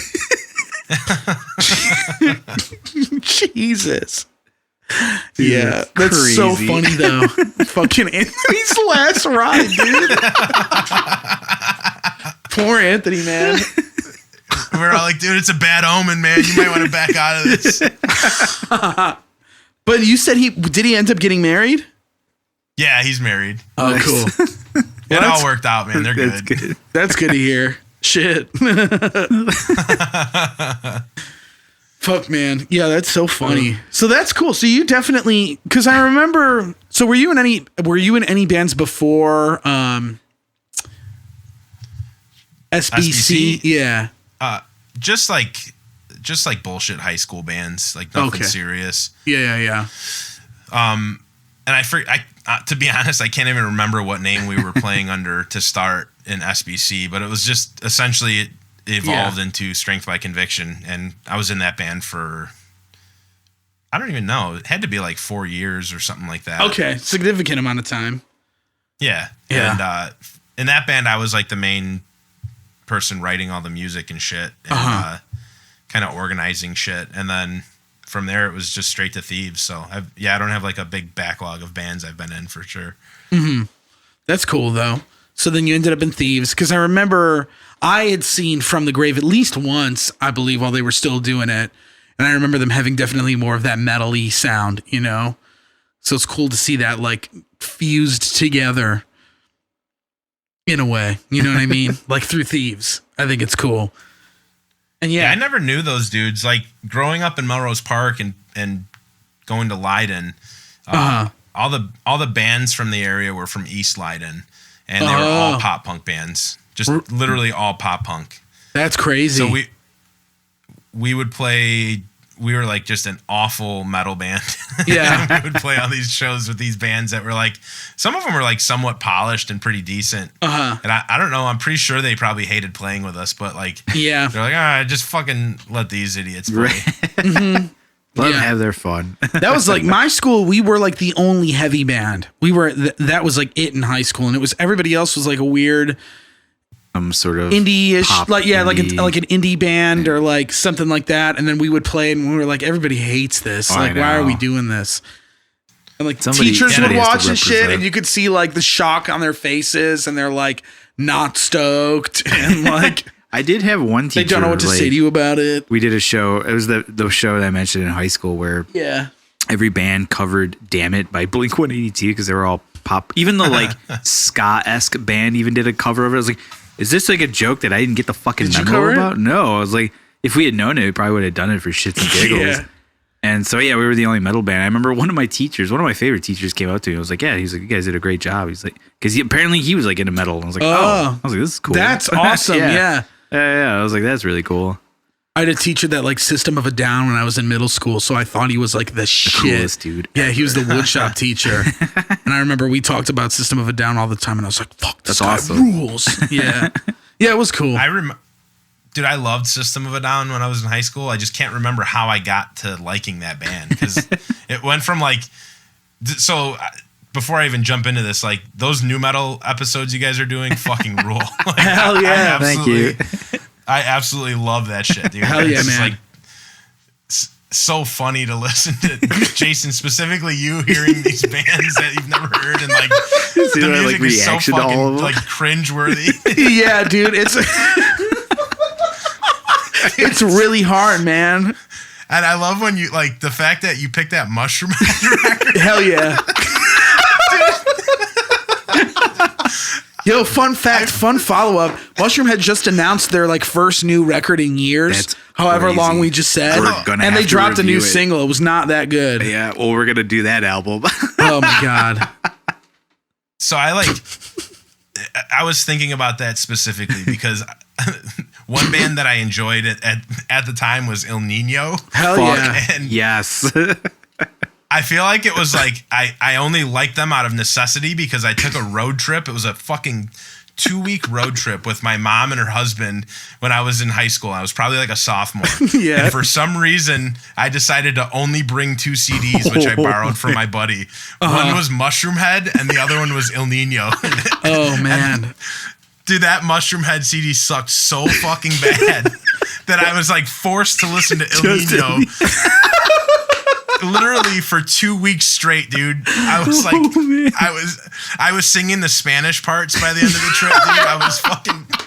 That's sick, dude. Hell yeah. I was all about it, dude. Hell yeah. That's awesome, man. I never had my moment with El Nino. We're gonna have to do one of their albums. I'm Fuck, down. dude, they had yeah. some ties to Soulfly, right? Or no? Yeah, Mark Rizzo eventually went on to join okay. them, and I think that's really it. Gotcha. Okay. They recently just like finally settled out of court because the singer and the drummer were fighting over the name, and I believe the drummer won. Dude, man, sometimes like these records that we listen to that like whoever picks them, even me sometimes, like especially with the Mushroom Head record, like Great choice. I listen to like a song or two and then I'm just like, fuck man, I don't know how the hell I'm going to get through this album. What have like I it's hard, done? dude. It's just like, oh my God, like I got to get a little baked or something. And then I'm just like, it's like watching like a bad stand-up special. Right, or it's like a bad you're, it's movie, like, yeah, you know? it's like you're watching like the train wreck of it and you're just like, oh my God. But sometimes I'm surprised. Sometimes there's some pleasant surprises once where I'm in a just while, like, right? oh, this is cool. But yeah, there's some. When I listen to the episodes, I listen along with you guys, and a lot of the records I'm familiar with, but like I'll just pause the episode and then go and listen, and I'm just like, oh my God, dude, That's sick, dude. Poor bastards. Yeah, that's awesome, dude. At least like you get to know See where we're the coming pain, from. Yeah. you know, the struggle. Yeah, some of it I'm just like, it's crazy to remember thinking back to like being that age and that shit coming out and being brand new, and it was like, this is sick. Yeah, it was like the sickest thing ever at the time. Dude, I'm thinking of the next one, my next pick being not the first one, but the second Crazy Town record. Oh, fuck. Because I've never listened to Crazy Town dude, in my life. the reason I man. got it doesn't have Sugar on it, like the big song. Yeah, that's yeah, not yeah. on it, or whatever Butterfly. that song's. Butterfly. There we Yeah. go. It's not on it. It's the album after that. And the reason is because I used to listen to I forget what the numbers were, but there was The Zone, the radio station. Yeah, 94.7. Yeah, 94.7 The Zone, and then Q101, and I would rotate between the two on the way to school when my they were mom the was two dropping me off. heaviest Yeah, radio stations. and I remember Crazy Town had a single out, and I was like, "Yo, this is sick!" But I only heard it the one time. I'd only heard the song the one time, and I remembered really liking it, and like always waiting for it on the radio, and be like, "Man, I've never heard it." So one day, I remember my mom took me to Circuit City, and I got the CD. It was there. And I remember like it was the first song on the record was the single. I'm pretty sure. I could be wrong. It was either the first or second song. And I was like, yeah, this is cool. And like the song wasn't like as cool as I remembered it being. And the rest of the album was just so bad. shit. Yeah. So Oh my God, dude. I think we were a rough band. I think I might have to do that for like the next. I'm thinking about it just because fine. like for a while it was fun to like talk to Bill and Eddie about like these bands that like have definitely new metal influences that are like relevant now. Yeah. It was fun to hear the new ones. But but now I I'm at a also point- like your like the mushroom pick was great. Yeah, Like, it was and that's so the thing. good. It's like it's fun to talk about that shit because it's like, whoa, how is this like passable? Right. You know what I mean? I enjoy that a lot more, specifically because I just picture you like turning it on for the first time. Yeah. like, what the fuck? What the fuck were they doing? Dude? Yeah, What is dude. this? Yeah, it's hard, man. It's definitely That was hard to like. Definitely the hardest of the records to listen to. The Mushroom Head one? I think so. Yeah, fuck yeah, it was. So far, we're still very Even early that- on. out of all of them? Yeah. Oh man, Dude, even that unraveling, is it unraveling? The Yeah. one, like, Solitaire Unraveling. passables? Dude, Yeah. that dude's vocals that tight down. yeah, that Phil Collins motherfucker, dude. He sounds like What the? Coming in with the mean vibrato. yeah, dude. Oh my god. dude. It's so funny. It's so perfect that they're from fucking Cleveland. I could just picture people in Cleveland being like, "Yes, this is so fucking awesome." Yeah, dude. It's like when I went back and listened to Solitaire Unraveling because I like the song, but at a certain point it's just like it starts off with like the Nightmare on Elm Street synth thing going on, and then like you hear the guy doing the weird like kind of like semi rap like but really like spoken word part, and you're like, ugh, okay, and then that dude comes in with the vibrato, and you're just like, oh my god, like yeah, this guy just ramps up like way more. it's just like, oh god, like I forgot that this was part of it too, and you're just kind of waiting. I think that dude was on the prairie path earlier taking pictures of people. That's what he's doing Yeah, now. it He's sounds no about longer right, in the man. band. Dude, can you believe they were signed to Universal Records, like the same production company as that studio? It is crazy. That's just a record label seeing something take off and being like, well, we got to find one of those bands. Right. Yeah, Might as well exactly. Here's the next one, maybe. Yeah, clearly wasn't. Yeah, Unfortunately. not every shot's a bullseye, Yeah, that's okay, But yeah, speaking of the episode, I don't know if anybody saw, but like Spider One of Powerman 5000 Dude. commented on the YouTube video, but then deleted the comment. Yeah. I'm like, what was that all about? And so I posted on Instagram. I saw one of his guitar players actually liked the Instagram. Oh, hell yeah. So I'm like, wow. So maybe it got back to him. On the record or current You're going to guitar get into player? a feud. Current guitar player. I think he's been in that band he was there when I saw him in Belvedere. Oh, cool. Yeah. You're going to get into a feud similar to that. What is that band? Trapped? Or Oh, yeah. my God. Oh, yeah, man. dude. Now it's going to be Spider One on a rampage. Dude, I feel like that guy's a little more level-headed. our booking agent was the guy who like started provoking the trap, dude. Really? Yeah, he was one of the first dudes to be His doing fault. it. Okay. Yeah, and like because I follow him on Twitter, Uh-huh. and that's like where he mainly posts, and like I got to see it all. I was like, oh, this is where it's coming from. Interesting. Yeah. Shout out to Dan DeFonts. I should ask him if he wants to come on the show and talk about That it. would be hysterical. Yeah. Because I wanna Lambgo did an episode with the singer from Trapped on it. Really? Yeah, because they do a podcast now. No shit. Yeah, Huh. it's wild. While this is all going on? Yeah, they did like a Skype podcast similar to this. And talking about this whole thing with him? Yeah. It was a few Interesting. weeks ago too, so it's not like it was before Ice-T was So threatening to beat him it up, has and since, like, grown. and now Danny Diablo is Yeah, dude. threatening him. Gonna do a celebrity boxing Dude, match, who apparently. are we talking? What were we talking about? Danny Diablo? Was it me and you, or is it me and Alex? I was talking to somebody Not about me. like I don't really Danny know who Diablo that and guy how is. fucking insane what was his band? He was in Crown of Thorns, right? Yeah, and I think he was in Scarhead. Yeah. He was from I think when he was in Scarhead, he punched our old singer in the face. Our old singer jumped on stage to try to sing along with him, and he like punched him in the face and threw him off the stage. dude, Danny Diablo, man. Hell yeah. He used to rap too under Danny Diablo. Oh, really? Yeah. The only thing I know he's about like that a guy- super He was- New York hardcore dude, right? Yeah. East Coast Yeah, dude, yeah. and- Yeah, he's like he's in like some legit cruise. Yeah, Like, exactly. Crazy East Coast shit, skinhead shit, and fucking just people not to be fucked Right. with. Yeah. Yeah, the only thing I know about him was like I read something where he got stabbed in like the abdomen with a screwdriver and then pummeled the guy to near death. Yeah. And then had to go to court for almost killing That guy. which Yeah, is after he got insane. stabbed. Yeah. I was That's like, real. oh, okay, that's the guy. Yeah. Good luck, trap guy. Danny Diablo, dude. Yeah, right. You want to know something funny? I fucking loved the first Trap CD when it came out, and I was like a kid. Does it have the single with the Headstrong? Shitty, yeah. Yeah. Shitty. Yeah, very Those shitty. are the weakest sounding fucking guitars on the planet. Yeah. Like, Yeah, I but remember. do you know how many people stream that shit, Bill? Yeah, that's true. Have you seen their seen the numbers? numbers on Pandora? Crush Dude, it. in that record, in that shitty record's defense, there are better songs than Headstrong on it. I went back and I listened to it a little bit. I was like, Did no, you? this isn't Oh, like the man. worst thing, but like also, how is this guy like justifying like, himself. Yeah, it's so weird. The numbers, He's like, man, the numbers don't lie. yeah, dude, but like, I'm not dude, I just can't understand what he's aiming at. Like, unless he's completely unhinged. He's got to be Yeah, I at don't this know. point. It's Yeah. just lost it. well, now he's saying shit like he's gonna like shoot Ice-T and shit, and like, man. Oh my god. yeah, dude. just some insane shit. Great.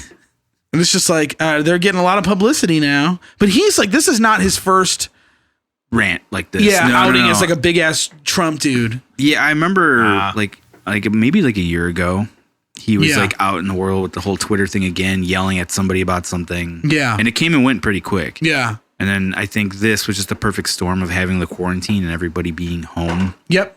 and on their phones, that they were just like, what's this idiot doing? And then everybody just dogpiled. Yeah, exactly. Dude, he says some weird shit. He's like, I'm bigger than you. Or you're not. No, he'll say like, you're not bigger than me. Yeah. It's like, what the fuck are you talking about, dude? It's weird, man. It's so fucking weird. And they're like the band that's playing like Naperville Rib Fest or something. Right. I'm doing that You know? shit. And that's like if even that. Yeah. But Ted Nugent did that. Ted Nugent can do whatever he wants. ZZ Top, I think, did it one Yeah, I think they did too. Yeah. Smash Mouth to Westchester Fest. Did they really? Yeah. Did you go? I got too high and we like couldn't get there in time. Oh, True story, fuck. man. That's funny. Westchester Fest? Yeah. Where is that? It's not far from here, man. Do they still do it? I don't know. You'll have to ask the guys. Well, no, I don't know. comment. Yeah, I guess I really Fair don't. enough. Fair Don't enough. really want to know. Yeah, man. My only problem, like Much not about the only them. problem, but every time I think of Trapped, I always think of my one friend that he not like a musician. He's not a musician at all, and kind of jumps around on music. Mostly hovers around rap and stuff, and a lot of popular music. But for some reason, like that song was like always on like a playlist. And like we'd go to high school and I'd have to fucking hear that song on All the way Star? there. No, the trap song with the shitty guitar. With Headstrong? And I was like, dude, why do you like this song so much? Yeah. Dude? It's a sick song. I'm like, fuck, all right, I guess. Dude, You're I remember driving thinking that me. song was sick too. It's But I was so- way young, dude. You're probably really young when that song like I was a dropped. kid, yeah. Dude, you know what's weird now? Have you heard like, I don't know if like it's Will Rock or whatever the fuck the station is, but there's dudes I work with that listen to metal and they're like, yeah, I listen to metal. And they'll put some shit on and it's like pop metal almost. Like it's a bunch of bands I've never heard of, but like kind of like Five Finger Death Punch sounding shit. Ew. But there's like a whole fucking slew of these bands. I'm like, oh, what the fuck is this? Yeah, man, they're just out there living in their own world of like alternate Yeah. like metal and rock and like new versions of it, which is like kind of weird. It's just a I don't know bastard much child about of it. new metal. It's basically. it's very strange shit. Yeah, I have no idea. It's just shocking because it seems like it's such a fucking big thing. Like there's so many It people is. that are into that. Yeah, it is very Like, weird. Like almost any dude I work with that's like, oh, yeah, I like metal. That's what they're talking He's about. talking about Whoa. like, are any of them that band like Bad Wolves or something like that? I don't even know that, but if it's along those lines. Yeah, Yeah, it definitely is. it They're is. they're actually managed by the guitar player from Five Finger Death Punch. Yeah, He's okay. their manager. Yeah. Yeah, so like Yeah, that band like blew up. they're like the overnight. epitome of what you're describing right now. So Ugh, Well, like it's the worst. yeah, I dude. know it sucks, man, because one of their guitar players is Doc Coyle yeah. from God Forbid. If you ever used to like that band, Yeah. yeah, Fuck yeah. they were dope. But it's like a little super group, right? Like of yeah, kids and it's stuff. him. It's that Tommy Vexed singer. Yeah. And somebody from like Devil Driver. Isn't Which it is the other also, guitar like, so player from bad, Double Driver or dude. something like that? That's another one of those. Yeah. It's funny when I work with Soil, like I get to see those kinds of bands on all levels. Like, Yeah, dude, I saw top tier, even the fucking bottom tier, and man, it's rough. Like, there one time years ago. when Rivers of Nile was touring on like their first Metal Blade record, they did a tour with like, it was like, there was like 6 bands on the tour. It was like a way too many bands on that tour. And it was like a co-headliner from Whitechapel and Devil Driver. And it was so crazy. Yeah, dude. And I remember it's a weird one. It was very weird. And I went to, Mojo's because that's where it was at in Joliet. And I got to the show early just to hang out with those guys. And we were all, apparently, like, I remember one of the dudes, I think it was the singer from Devil Driver, was like yelling at the bands about how, like, something about like that he was yelling about how his drummer didn't have enough room on like for his riser or some like weird rock star shit. Yeah. But I just remember being like, wow, because I never really listened to Devil Driver, and I had found out that dude came from Cold Chamber after I knew Devil Driver. Yeah, Devil Driver was a band. Like, that was my first introduction to them, was that. Crazy. And I just remember thinking they were like nothing special. Like, it's like Lamb of God type shit. Yeah, I mean, that's one of those bands, like, I didn't understand the huge popularity jump that they got. Like, for what it is, it sounds like good. Like, it's recorded well and everything and all that, but as far as the popularity goes, I just don't get it. Like, why it's like huge, and you see that name almost everywhere, you know? Like, yeah, it's weird. It's really weird. And especially considering the fact that Dez came from a band like Cold Chamber, where that's like new metal like epitome, you know, like to a T.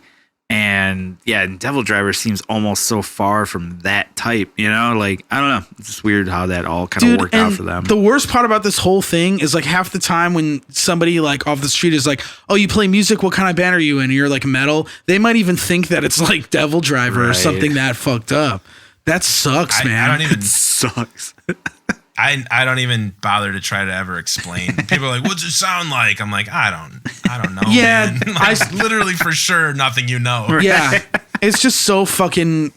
There's so many times where we've been at like Denny's or something or anywhere, and they're like, what kind of music do you play? And I'm like, because it's obvious you're in a band. They're like, is it Screamo? Yeah, okay. Yeah, it's Screamo, dude. Did I tell you, like, there was one time where I was out with Soil and I forgot where we were in the middle of nowhere, America, at a Denny's. Because we love our Denny's. Yeah. Who doesn't like a fucking Grand Slam? And just like hanging out, eating, and the waitress obviously like can tell we're in a band and like just talking us up. Yeah. And mentioned that one of the managers there was in a band or something like that. Mm-hmm. And we're like, oh, okay, you know, cool, you know. And next thing you know, he shows up. Like, he's not even on the clock. He just showed up because he heard a band was there. Oh, shit. And it was like this little Asian dude that like blinged out kind of and like dressed very weird. And I was like, what the fuck is this? Like, are we getting punked right now? I was like, Soil's not big enough to get punked. What's going on here? Like, what is this? And this dude just kind of like chatting us up like while we're like trying to eat and like, so what's it like in the music industry? Like, just asking us all these questions and trying very hard to be nice and like, you know, they have this and that. And I was like, but all of us were like, please fuck off. Like, that's weird. It's 1 a.m. We just got done with a show. We're tired. We just want to eat our breakfast and go to bed. That's like, weird. Yeah. Dude, that's like an event though in a small ass town like that. Yeah, they fucking for sure. Start wigging out, dude. Yeah. There's some band over here, dude. They're fucking coming through. Dude, yeah. Glean whatever knowledge you can from them. Yeah. We always get that at like gas stations. Oh yeah. That's like the big stop. I remember one time it was coming home from our first tour. We stopped at like a Pilot that had a Cinnabon inside. Fuck yeah. And some like trucker woman stopped us and like grabbed a Cinnabon container and made us sign it for her and like made the gas. Like, awesome. We took a group picture with her and like the gas station. It was super weird. Yeah, I definitely sold merch out at like truck stops before because they'll stop and just be like, oh, what's the band? And they'll buy an album or, you know, a shirt and stuff like that, which is always cool. Like, that's awesome that somebody like that takes a chance. I was out with Thieves like way before I was in the band, and they were playing, I think Clinton, Iowa, if that's a place, somewhere in Iowa, right off the Mississippi, so just over the border. And we went to a bar before the show, and this girl that was bartending was like, "Oh, you're in a band," and kind of just like asking him where the show was and this and that. And she ended up showing up to the show. Oh, nice. And it was a pretty big show. I think they played with this band Kingdom, which is like a straight edge vegan band. Okay. There's a whole nother story that I can go into after this. But anyways, so we ended up like, that girl was like, we're partying. If you guys want to party, come through. So we're like, all right. And it was like the fucking meth capital of America. Oh, Like, shit. Like there was a baby in the house, and they were just like shuffling the baby from room to room, and there's a fuckload of people just smoking a shitload of weed. God. Holy fuck. Just living life, we were man. We were hanging out and like partying and shit, and like I think there's pictures of me in that baby's like pack and play crib thing, and like just getting wild. But at some point, like these dudes get into a fight. And one of them leaves, and he's like, "I'm going to get a gun." Oh, and he leaves. And we're like, "Yo, is he serious?" And the one guy's like, "Nah, he's full of shit." And then half an hour later, they're like, "Yo, that dude's outside. He's got a gun." Holy shit. So we all like bail out of there, and we go in the van. And fuck, I should have started with the first story, but the guitar player who was in the band at the time, who like I replaced twice removed, refused to leave because he was like trying to hook up with some girl. Oh, of course. Oh. So the backstory to this is that dude was super fucking drunk, and while we were at the show, the girl from the band Kingdom was like, she started telling the story of how she got into like straight edge. Oh no. And she's like describing this crazy fucking scene where like she was gonna get raped one night in an alley, and she got like her ass beat, and she got robbed, and this is why she got into straight edge. And she like literally dropped the microphone, and it was a pretty packed show, but like no one was making a sound. Damn. And it was completely dead silent. She's telling this story, and all of a sudden the guitar player from Thieves, I won't even name the dude, but he's like, "Play Bob Dylan." Oh no. Dude, like everyone fucking turned and like looked with this like scowl on their faces. Oh my god. Like myself and the dude who was singing in Thieves at the time both just like sidestepped away from this guy. Like, we're not with this fucking We dude. don't know him. He's not part of this. If you fast forward, he was the dude who refused to leave when the guy came back with a fucking gun. Sounds like a sick So we just- dude. Sleep in the fucking van and wait for him to come out in the morning and hope he didn't get shot, dude. Well, at least he did. Was he okay? What ended up happening? Shit. He made it out, but he forgot his laptop somehow, and that was like a big ordeal while we were driving home. Oh no. Fuck, dude. That sucks. Yeah, that was a memorable trip for sure. Yeah, hell yeah. Dude, Man. the dudes in Thieves were fucking pretty wild pretty early on. That's crazy. Like- I didn't know that. When we first met them, this is when I was in SBC, we pulled up to a venue somewhere in Lake County, and we were in our van, and like we were looking over and we kind of saw them, and we're like, "Oh, I think that's those dudes in Thieves." And we could see they were looking back, and like I just raised our case of beer up, and then they raised their case of beer up, and we're like, "All right, cool." And we just got fucking like wasted before we go and play in some gymnasium. Oh fuck, Oh, dude. yeah. Sometimes that's so much fun though, man. I love those like days where like there'll be like a day on tour and you guys like you end up with the other band just like drinking and a shitload or Right, like just having a good, like, just getting fuck-off fucked up day. the whole Yeah. night. Yeah, when we were on tour in Canada, we played this really weird small town. I can never remember what it's called, but it was like essentially we had to play there because it would split up this like 20-hour drive, and that was in the middle where we could get money.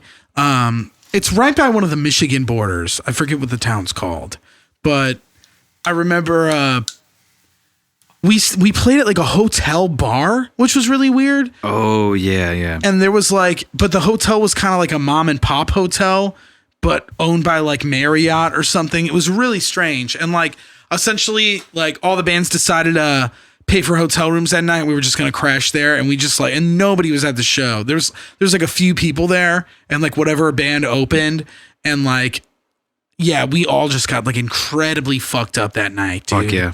Yeah. I got so fucking high that night that like, cause we played the set and I was just so tired that day cause I did most of the drive. And I remember I was like, fuck dude, I'm gonna like go up cause we got our motel rooms like when we got to the venue, we were just like, Right. oh, let's check in You're already now. there. So I went up there and like after we played, like I tore down my kit, I packed it up and I was like, oh, I'm gonna go lay down in like the bed for like a minute. And like before I like took a bunch of, I had this like topical weed spray for your mouth that you could, or Adrian had it. Then we bought it at a dispensary there. Cause like it was really weird the type of shit they had there compared to other dispensaries. But yeah, I took some of it and like I'm passed the fuck out for I lay down and I take a nap and I like sleep for like 4 hours, dude. I like miss the entire rest of the show. And like Adrian called me, he's like, dude, where the fuck are you? Cause I was like gonna take a shower too. And I was just like, oh fuck, man. Like I woke up and I was like, whoa, I was baked, dude. Year is it? I was just like, holy shit, dude. I was like, I had some of that topical because he's like, yeah, you can have some. It's up in the room. I was like, dude, I had a bunch of sprays. He's like, how many did you do? I was like, I don't know, like 4 of them. Which is like way too much. And I was just like, I remember like it was a fun night, dude. He was like, yeah, we got to like load out now. Like, can you come down and help? I'm like, yeah, I'm sorry. Like, I was such a shithead. Awesome. Yeah, I was so it was so stupid. But yeah, and we all just like drank the whole night. But the liquor stores there, have you bought beer like on those fishing trips up in Canada? Yeah. Yeah. Have you ever been at any of those stores where like the alcohol is all in the back and the employees have to get it for you, like at a counter? No, where we normally cross over, I can't remember where it is. Like not International Falls. It's a really small crossing, but the town you go into is tiny, and it's just like a regular little shopping center or whatever. But okay, like the booze is all out and shit. I gotcha. Crazy. Yeah, we were playing. It was Sault Ste. Marie, is what it was called. Oh, okay, that's the town. And yeah, I remember we had to go to like we went to this. It was really weird. We bought like. It was like cases of Bud because that was like the cheapest that we could get the most for, and they gave us like this pair of. I still have them. They're like these really shitty Bud Light Bluetooth headphones. Dick. But I think someone used them once and it sounded really bad, and I have them, but I don't have the charger for them, so they're just like sitting in my room right now. But Memento. Yeah, it's very fucking weird. Did you guys try ketchup chips while you were up there? Dude, yeah, I think they're gross, man. Really? Oh, yeah. I'm addicted, Dude, yeah, our guitar player Jace loves the ketchup chips, and then he gets addicted. He gets the all dressed chips too. Yeah, so those are. I have a buddy Big Zach, but he works at Cook County, and so they have a similar chip that the inmates can get, and I can't remember what they're called, but it's basically just every topping or every seasoning on these chips, and he was finding sites that were like selling bootleg versions of these. He was like addicted to these fucking chips. That's insane. And you can either get them in prison or in Canada for whatever reason. Like those are the places. Those are your only options. Dude, that's sick, man. So I guess if we know anybody who is like craving chips, dude, just get fucking just do like a B&E in fucking get all the chips Chicago. Yeah. That's so funny. Yeah, wow. That's crazy. But yeah, Canada's got some cool snacks. They have some weird snacks, but they have some cool snacks for sure. Yeah, the dudes I go up with are like addicted to Wonder Bars, which is like a fucking pretty standard tasting candy bar. But I agree. Yeah, it's I mean they're good, but these dudes literally will fucking stop at that store before we leave and just buy the whole stock. Oh hell yeah, that's like, crazy, man. I need my shit for the year. That's so funny, dude. When we first got into Canada, like it was, I think for everybody it was like all our first time going. Like nobody had ever been into Canada. Maybe Jace had been, but I think that would have been it. And like we crossed on way far out east through like Maine, and like to the point where we were so far east in Canada that they were 2 hours ahead of Central Time. I forget what the time zone is called. Oh yeah, it's that far crazy. East. Yeah, it's super far east. So we were like on the east, almost to the east coast of Canada. But I remember we crossed in like on the tour, like we had a day off to do it, just to like get across the border, make sure we were okay. And we got like a motel that night. But I remember we crossed over and like you get the notification. I got like text messages on my phone, like you've now entered Canada and like your international service is activated and like shit like that. Yeah. But I remember we stopped at a gas station, like the first gas station when we needed to get gas. And like we got out and it was like like a Wonderland experience for all of us because we hadn't like set foot in Canada. Yeah. And like I remember all the people at the gas station were like really pretty and like really attractive women and like hot looking dudes, and it was just like, whoa, this is like where are we? Yeah, exactly. And we Did we all die? We go inside and there's all these weird versions of sodas and chips and shit, and Everything's like just slightly off. and I buy a bunch of weird ass snacks and I don't know what any of it is, and like I'm calling my parents like, we made it to Canada. I'm like, it's so weird over here. yeah, dude. And they give me back these coins that are like $2 coins and $1 coins. It was loonies and toonies, right? Yeah, it was wild, dude. Foreign currency fucks me up really bad. Like, yeah, we were in London, and I don't know if people just don't tip at bars there, but like we were tipping, and they were kind of acting weird about us tipping. And I don't know if it was just because no one tips or if we were like giving them huge denominations of money and like had no clue. But it was just a fucking strange experience. And then they have so many fucking coins. Yeah. That I was just like, I refused to try to figure this out. So I just kept breaking bills. And eventually I had like pockets fucking jingling full of fucking change that I had no idea what was worth what. And I was just like, fuck, dude. Yeah, that's nuts. My method was like we all were doing it eventually, like a couple days in where we just have the change in our hand and we just be like, you do it. And they would do it for us. Like, thank you. Really? Yeah. It was because like, he's right. It's just like you have all these fucking coins. You're like, I don't know what the hell this shit is. Was that when you were in Ireland? Ireland and in London and Duh. yeah, like we were just like and they knew, they could tell, they're like, yeah, we got you. And I was like, thank you, because otherwise I'm walking around with a whole fucking like 5 pounds of change in my pocket. Yeah, that shit sucks. We still have like, because I think it's loonies and toonies you can't exchange here for US currency, so like we're just waiting to go back there so we could like we didn't know that was a big ass mistake, so now we're sitting on a bunch of Canadian money. Just waiting dude. But they do not tip like in England, just because like I remember there was one time where I did it by accident and the guy was like, nah mate, he's like we don't tip here, he's like we get paid a good wage. I was like, fair enough. Really? Yeah, he stopped me. Man, I would have was tipped like, his ass anyway. It. Yeah, I mean, we still would do it. They were taking my like, money.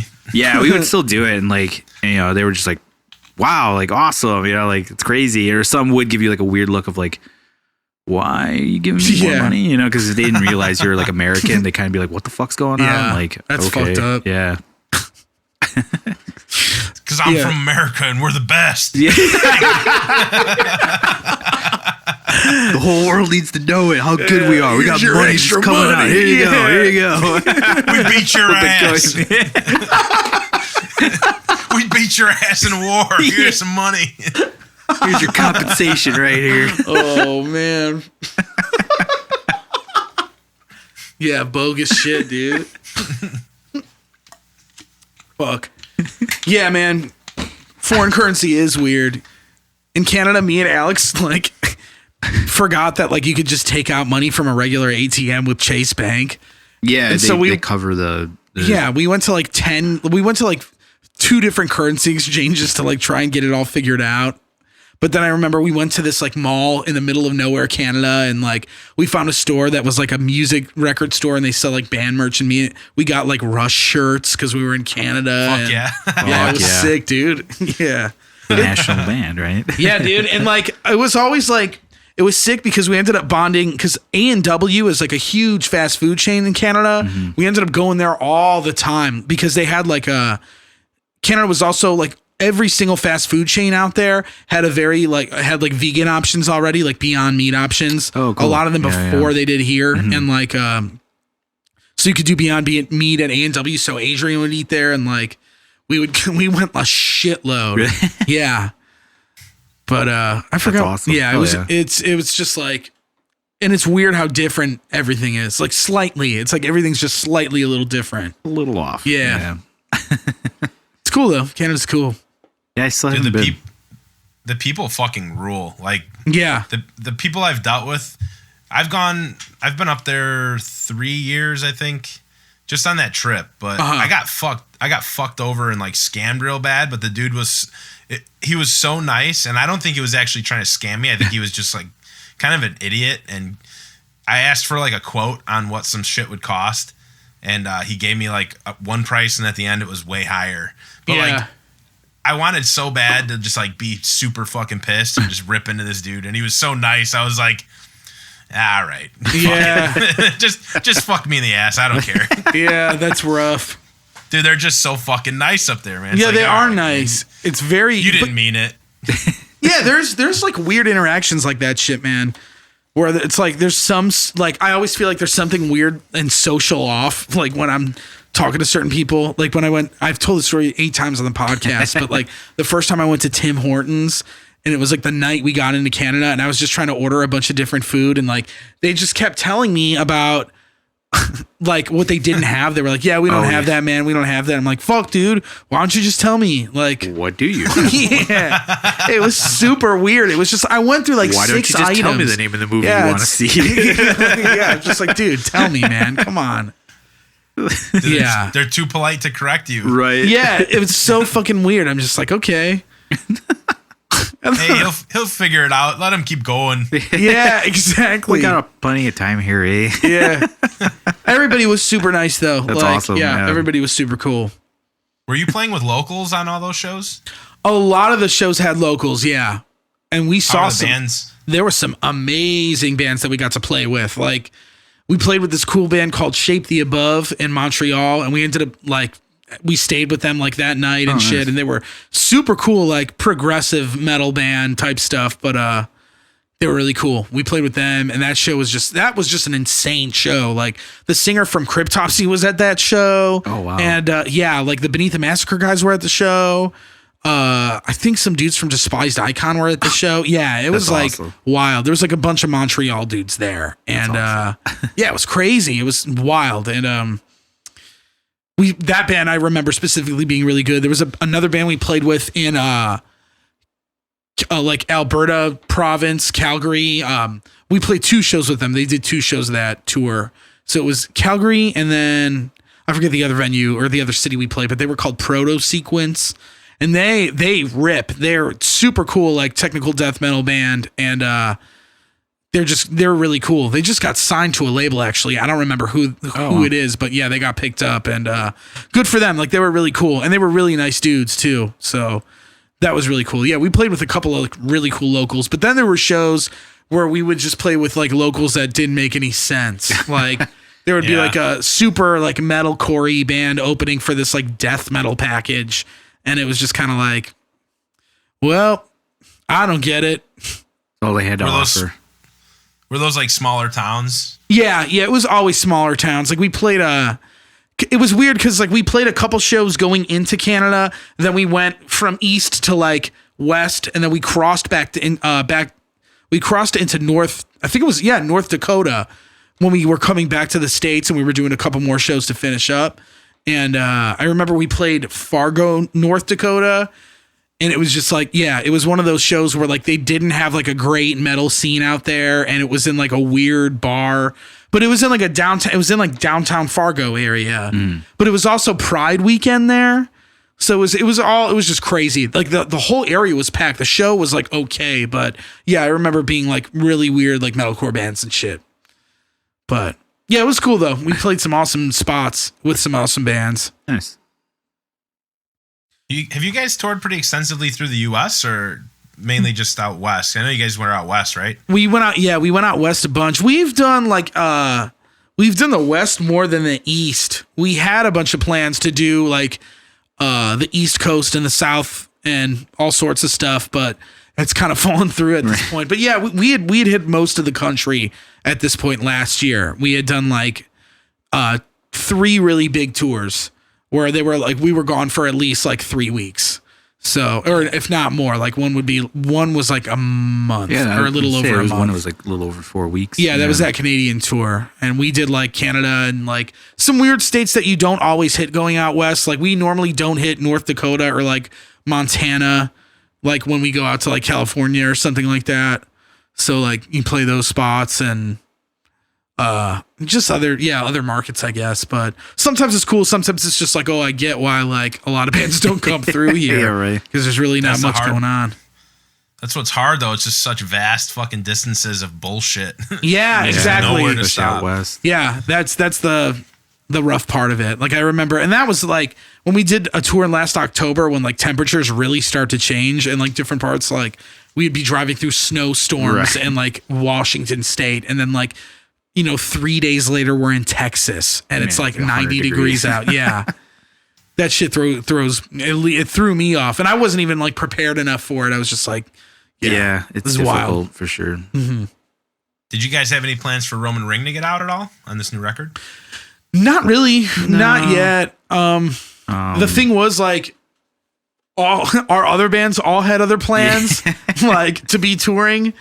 And I think like June and July was like a big month for all our bands to hit the road. And then obviously they all got fucked. Exactly. But, Roman Ring just did the one show. And then, we didn't have anything booked afterward. And obviously we're not going to have anything booked right now. Yeah. So who knows in the future? Yeah. That record's fucking sick, dude. Oh, awesome. Thanks, man. Thank you. Sick. Hell yeah, dude. I'm glad you dig it. Hell yeah, dude.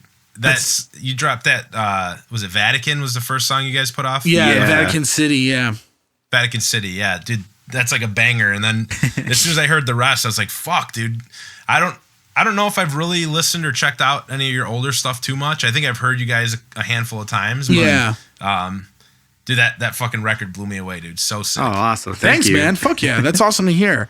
Yeah, it's weird, man, because we sat on it for a really long time because I was trying to get it out on labels and stuff, and it just didn't really get that many bites. And then finally we were sitting on it for so long, we were just like, fuck it, let's do it. Yeah. Put it out. So it's awesome to hear, like, I've been on some podcasts, like just from these like metal shows that want to, have the guys from Roman Ring on. It's really cool that like people like it that much. Yeah, the reviews have been pretty good. Yeah. Which is, can't complain. Yeah, exactly. Cool. It's awesome. Surprising. It's been really dope. Like the whole experience with that. So yeah, I was cracking up because the last interview, the one that was an article that you guys did, and it was somebody, I think it was you that mentioned the dates in which we started the record, and I was like, oh man, that was a long time. It was Nate. Ago. Yeah, it was Nate then. Yeah, I was like, when did you start it? Fuck, it was 2015. I think. Yeah, 2015. Yeah. We started writing for it in 2015. Yeah, and even that process was really long. yeah, that took a long time to figure out. Yeah, I mean, everything for that band's been kind of slow just because of everybody else's bands and stuff. And like everybody else was recording albums and writing stuff. And putting them out, yeah. I mean... And it was just a clusterfuck. And in a good way, though. Like, it was all good stuff for everybody, which was awesome. And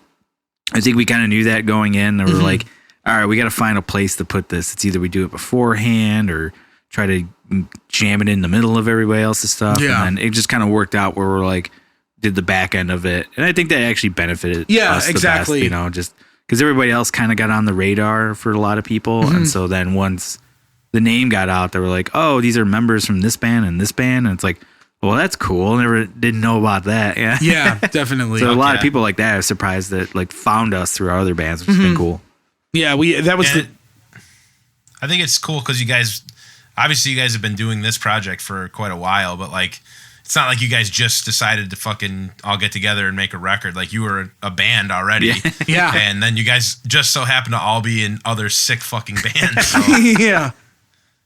Yeah, it was rules. It was really cool. We like reverse super grouped. Yeah.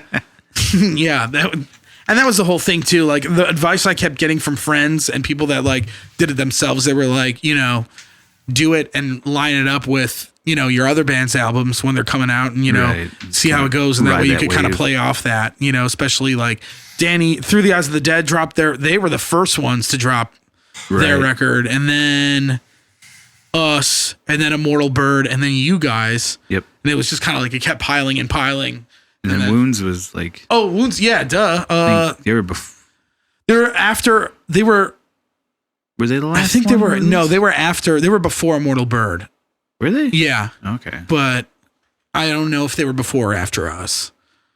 I think after. I think so. Yeah. I don't know. But yeah, anyway, the point being that, yeah, it was kind of like, that's kind of what, I guess, put it off a little bit. Is Danny still able to get out with Through the Eyes of the Dead? Oh, yeah. Yeah, I mean, pretty busy. They all do like adult shit with their lives. So like they only go out for like 3 or 4 shows at a time. The weekend stuff and then hit festivals and whatnot. And They do that, and they're all able to make that work. Like, he sets that side of time for them to do it, but I don't think they have in a while, like at least in like a year or so. Yeah, I'm trying to remember the last time he went out with them. It's been a minute. No, not a full year. You know what? It was almost a year, wasn't it? No, it was last August. Oh, okay. Yeah, so because he did that tour with they did that mini tour with Cognitive, and then we were gonna do the next tour. We did the next tour in October with Cognitive, and Danny was gonna come with us. That's right. Yeah. You know, like he was gonna take off more vacation time to come on that tour and like ride with us and shit. And like it was kind of funny because part of me was like, that would be fun, but also really fucking dude, as soon as I heard that, I was like, don't do that. Yeah. Don't. And then like I kind of pitched it to everybody in Warforged because he mentioned, he's like, yeah, like, can you ask the guys for me? And I'm like, yeah, okay, sure. And like, I thought for sure a lot of the dudes in the Warforged were going to like shoot it down immediately, but everybody was kind of like, yeah, like, cool I guess, yeah, like, yeah, we'd be cool. Like, sure. Yeah. Could be cool. Like, could be fun to have another guy around. And I was like, okay. Like, signing your yeah, I was away. like, oh, maybe Danny's not like, yeah. Then Danny, out of all people, Danny was like, dude, I drank so much on that last tour. Like, I can't come with you guys. He's like, I can't. He's like, it's going to be a trap. And I'm like, his all right. It's not going to work anymore. Yeah. And then all the Cognitive guys were like, where's Danny? Like, Right. It was dude so loves the party. funny. Yeah. Here. It was so funny. Yeah. So. Yeah, it's been, I wonder, in past releases, because Danny's been through the eyes of the dead for so long. Yeah. I always get a kick out of like their fans like fucking hate Roman Reigns. Like, yeah, not always, anymore though. without question. Are they? We get turned around now, a lot of people we get a ton of overlap with them now, like positive overlap. Yeah, all right, cool. Yeah, only took 3 albums, but we did it. Yeah, exactly, dude. Yeah. What was their gripe? I mean, obviously it's a different style to some degree. Yeah, but that's pretty much it. It was like we're so different from Through the Eyes of the Dead. And a production gripe too. Yeah, and the production was just not nearly as good or as polished as like Through the Eyes of the Dead. So like right off the bat, people just were like, "Why the fuck is he in this band?" I was like, "Oh, yeah, okay." like the other Roman Reigns records, I feel like have more of like a natural, very raw approach to the recording, or at least more so than most modern death metal bands. Yeah. And this was like the first production where I joined the band after that, like because I joined the band when the second release kind of came out, but I wasn't on it. I didn't play drums on it. Their old drummer had. It just hadn't been released yet. And after seeing like how that went, I was just kind of like, all right, for the next thing, we have to have like sick production. Yeah, like it's got to sound like clean and good. We Not need to good. take Good is not the right word, right. but yeah, it's just less raw and more up to date, like a lot of other bands in our genre. Yeah, and it makes sense for sure. I think at the time it was like there's a multiple factors. It was like we wanted to do something different. We also had very limited budget, Yeah, and then there was a sense of like we wanted to do it ourselves too. And like, so those first 2 albums are like mixed and by like Nate and me and stuff like that, and engineered by me too, which it was, I was, explaining to Jason, I actually pulled up the old tracks for shits and giggles cause I've been working on like mixing stuff and just to take a look at them just to see like, oh, where were we with this? And it's pretty bad. It's like, I can't, like if people saw what we had to work with and what we came out with, I think they'd give us a little more like credit. Yeah, they'd be like, wow, you guys actually did something with like dog shit. Like we really polished a turd with those tracks. And did you guys, and what's up? You guys recorded this whole record, but you had it mixed by other people, is what you're saying? No, this one's the first we didn't actually. Yeah, so this is the first time that we actually got an engineer, and that was Paul Alukalese, which was awesome because he's a good friend of ours. We love him to death, and we knew he did great work. And and then it was also a thing of like I just didn't want to engineer it. I didn't want to mix it. And I was like, I'm out. Like let's please get somebody else to do it. I want to have somebody else have control of like telling me when to play, when not to play. Is it good? Is it bad?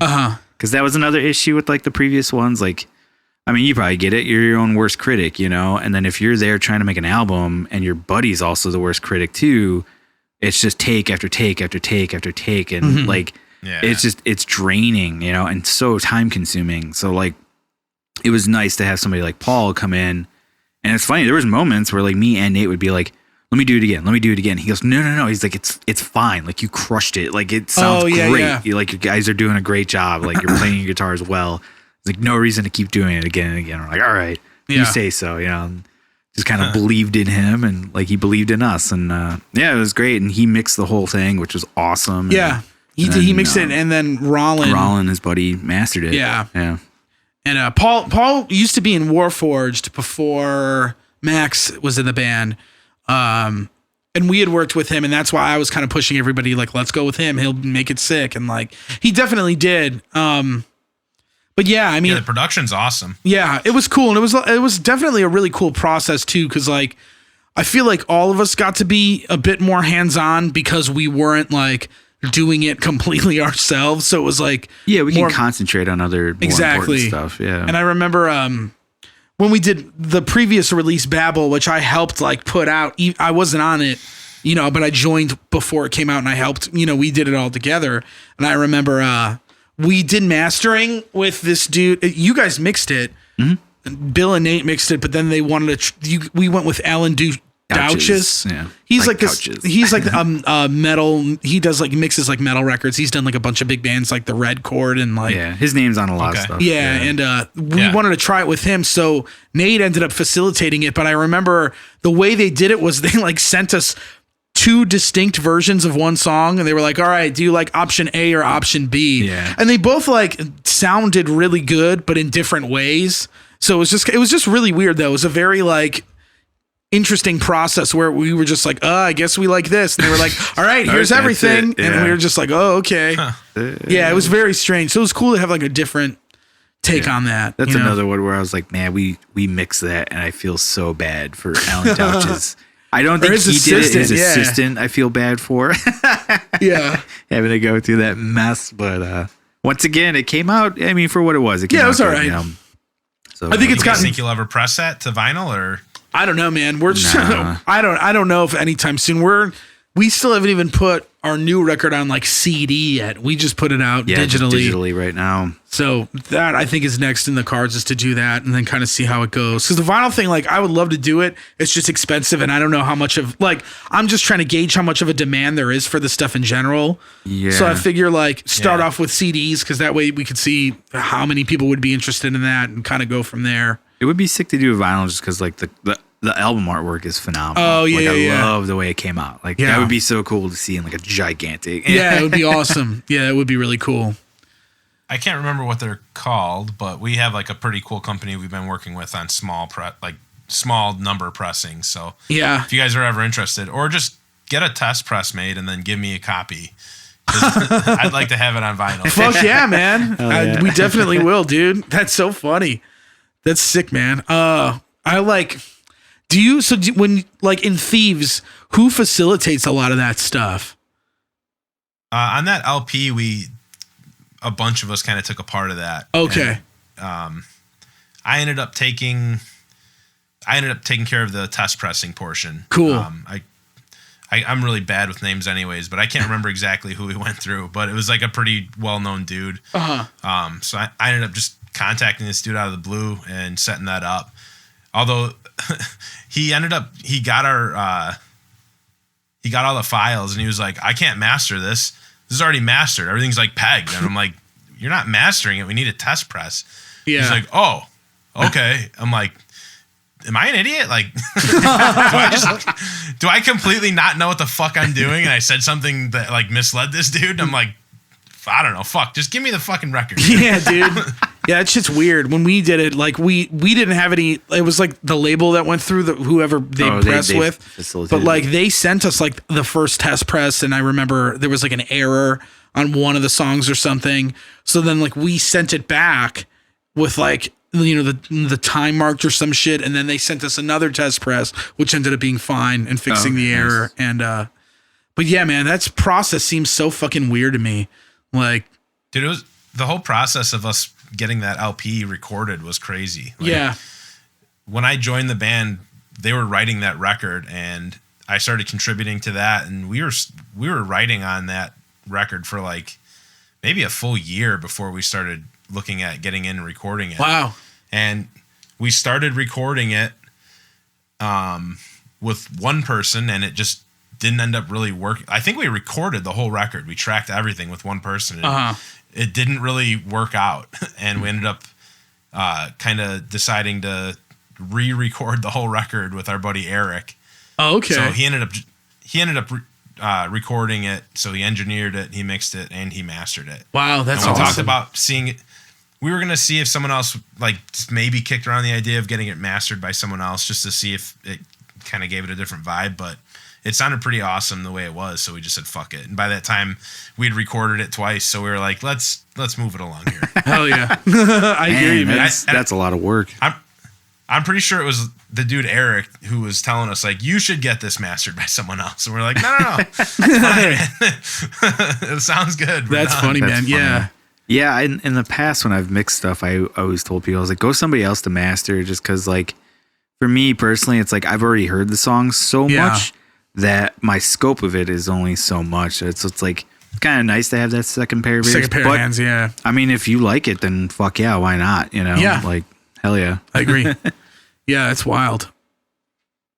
Shit, man. Yeah. I definitely can't handle shit like that. I don't know when it comes to like the mixing and mastering, and like I always feel like I don't have the best ear for any of it. Like where I'm like, I don't know if this sounds good. Yeah, you know. Yeah. It's funny. Like I've noticed now that I've been getting back into it, whenever I hear stuff, I'm hearing shit that I would never pay attention to. Yeah. I'm like, oh, that's a weird frequency that's like sticking out right there, or there's this weird low thing going on. And like the other day at practice, we were playing, and I'm like, I could hear the reverberation in the room that I never noticed ever before, and all of a sudden I'm noticing it. I'm like, that's fucking weird. But, yeah, and you know what, right. dude, and see, that's the thing, like I'm in bands with guys like you or guys like Max and Jace who have like ears for that type of shit, and then it's just kind of like whatever you think I'm usually pretty cool with. Like, that's how I feel, is like if there's somebody more qualified than me, then have at it, you know, do it to it. Yeah. Like I trust them. Yeah. That's definitely not my fucking area of expertise. Yeah. I mean, I just use Easy Mix for everything that I record at home. Nice. Hell yeah, there you go, man. It's fucking, this sounds all right. Some other dude did it for me. Thanks, Andy Sneap. Right. Dude, I remember when Andy Sneap was like the heralded guy. Like, he was just people still talking about that guy. Brought up a lot. Like he's the one that did the famous like multi-band compression for guitars, I believe. I don't know. I might be butchering it. I should know better. But it was funny because I was just watching a video. I was telling you about Nolly from Periphery. Yeah. Mixing, and everybody does that trick where for anybody who wants to nerd out, it's essentially you put a compressor on around like the 200, 250 era of frequencies for a guitar, and you just duck it down a little bit. So when you're palm muting, it brings it down a little bit so it doesn't woof out the guitars in the mix. It's like a little trick. And I believe it was Andy Sneap that started it. And when they brought it up with Nolly, and the EL was like, he's like, just use the Sneap, like settings. And Nolly was just like, yeah, I'm going to do this. And it did something a little bit similar, but pretty much a little bit different. But it's funny that he was just like, yeah, I'm not going to do that exact setting. I was like, good for you, man. Hell yeah, there you go. But it is a good little trick for anybody listening that is into mixing heavy guitars. It's a super simple trick. That's awesome. Yeah, I'll never be doing that. So I for sure need to learn some tricks, because anytime I try to record a real amp, it sounds like dick. It's just, I'm like, I can watch like tutorials on microphone placement, and like I know the shit that I have is reasonably decent, and I'm just like, I can't make this sound good. Yeah, this sounds like ass. Dude, there's definitely magic to it, man. That like it's so difficult. Like mic placement is such a fucking bitch of a thing to do, man. Like, yeah, I know when we were working on stuff like ourselves, like engineering, it was just like, holy fuck, like how much on the cone, how far away from the cone, how far off to the side, you know, like. And then you have more than one mic. Then you have phase cancellation, and like that was like a whole thing on those albums. Like going through it and trying to like adjust. Like I'm like, fuck this. This is insanity, you know. But we've gotten better at it since. Just as a hobby, I've started trying to record drums at my house occasionally. Oh fuck yeah! That's another thing I'm not good at recording for sure. Man, drums are that's a nightmare, because you got to remember there's like so many mics involved with overlap. Oh my like, god, yeah. That's a whole thing of phase and like, oh yeah. Yeah, that's every time I'm getting tracked, everybody yells at me because of like my setup, and they're like, you have to play it like this, and they're like, can we move all of this? And then I try to work with them. I'm like, yeah, you know what, whatever. Yeah, I mean, easiest. I think your only big issue is like how low your cymbals are to your mics. That's really it. I've brought them up though considerably. Yeah. Because it's just mic bleed. That people have to worry about. But there's so many tricks to counteract that probably most engineers want to avoid. But it's like the closer you get to the sound you want, the easier it is. Yeah, and that's like the biggest thing I've noticed with recording. It's like if you can record something really well, you're not going to have to mix it that much. You know? Like that's the real big trick. And that's why I'm like looking back at old stuff. I was like, yeah, this is why this sounds bad. And this is why we can't make it sound better is because we recorded it terribly, you know? Yeah.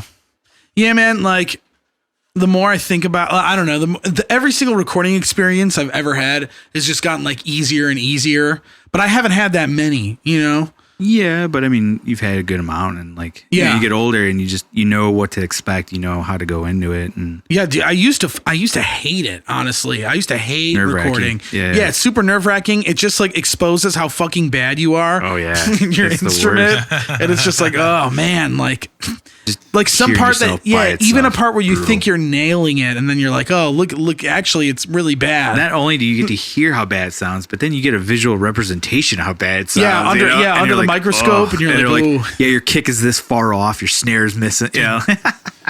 The rough part for drums is like you're the guy. Yeah. For guitar, like I'll practice the fuck out of something, and I'm pretty sure Vince does the same. If we get into a studio setting and one of us just isn't quite nailing a part that the other person wrote, it's like, yo, man, go ahead. Take it. Please play this. Yeah, there's just no opportunity for that on the drums. Yeah, I know. That's it's just true. like, well, okay. Like, it's all up to you, man. Yeah. Yeah, we did a lot of that with Roman Ring where Nate is just, most people probably know, but Nate's an amazing guitar player and the guy tracks amazingly.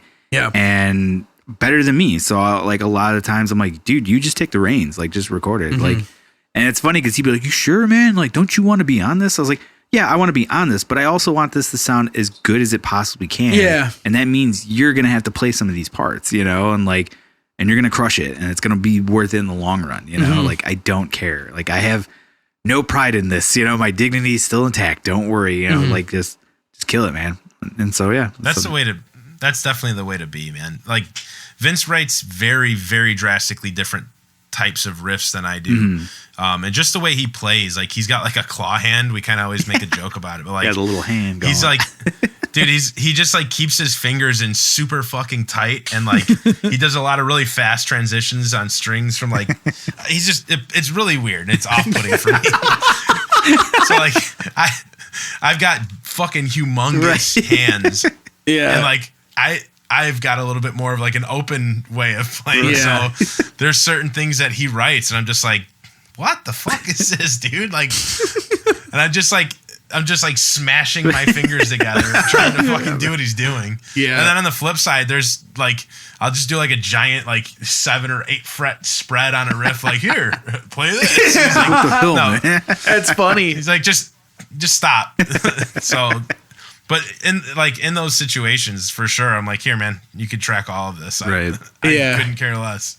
It's not going to sound good. I play it poorly every time we play this song. Oh my God, dude. Yeah, that's rough. I hate that when I get to that part in the song or any song where I'm just like, oh, you know, it's the rough part. Yeah. God. It's just like, here we go. We got to do it. Yeah. I did it in practice once before. I could do it again. Yeah, exactly. Yeah. Honestly, every time it's like, yeah, I've done it once and like kind of got through it.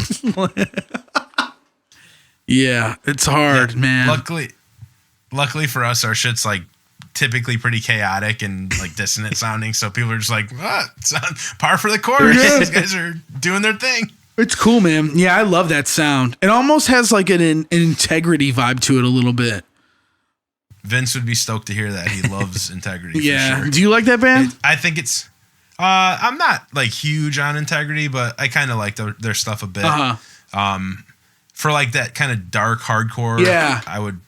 I would choose like Cursed over Integrity for sure. Oh, okay. But yeah, sort of in the same vein. And Thieves has like that darker kind of hardcore sound, that evil sort of sound, I guess. Yeah. So I could see the comparison for sure.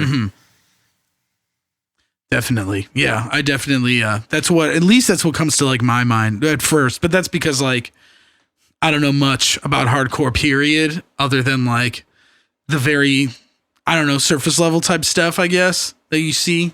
But, I don't know, man. Have you ever listened to any of these new bands that are like huge, like Knocked Loose or anything like that?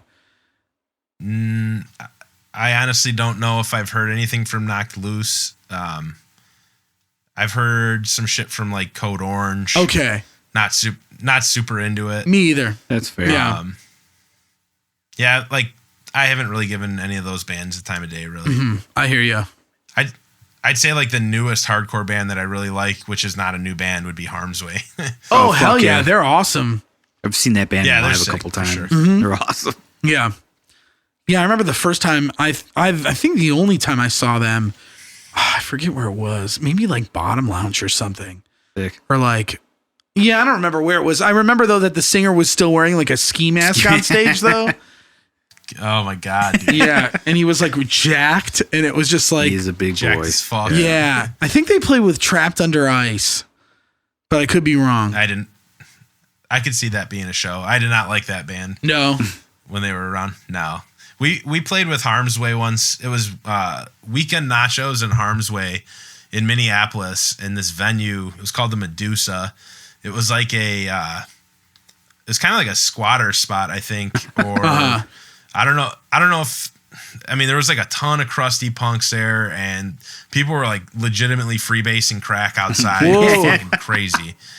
And it was in the projects of Minneapolis, which is like a Somali pocket of the town. So like, there's all these like, I don't know, crazy like witch doctor looking dudes walking around. Oh, yeah.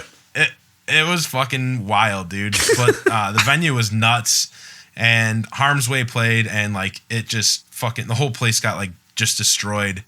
And I was like, dude, this is crazy. And then I thought that was kind of the peak of it. And then Weekend Nachos came on, and I was like, oh god, like people were throwing.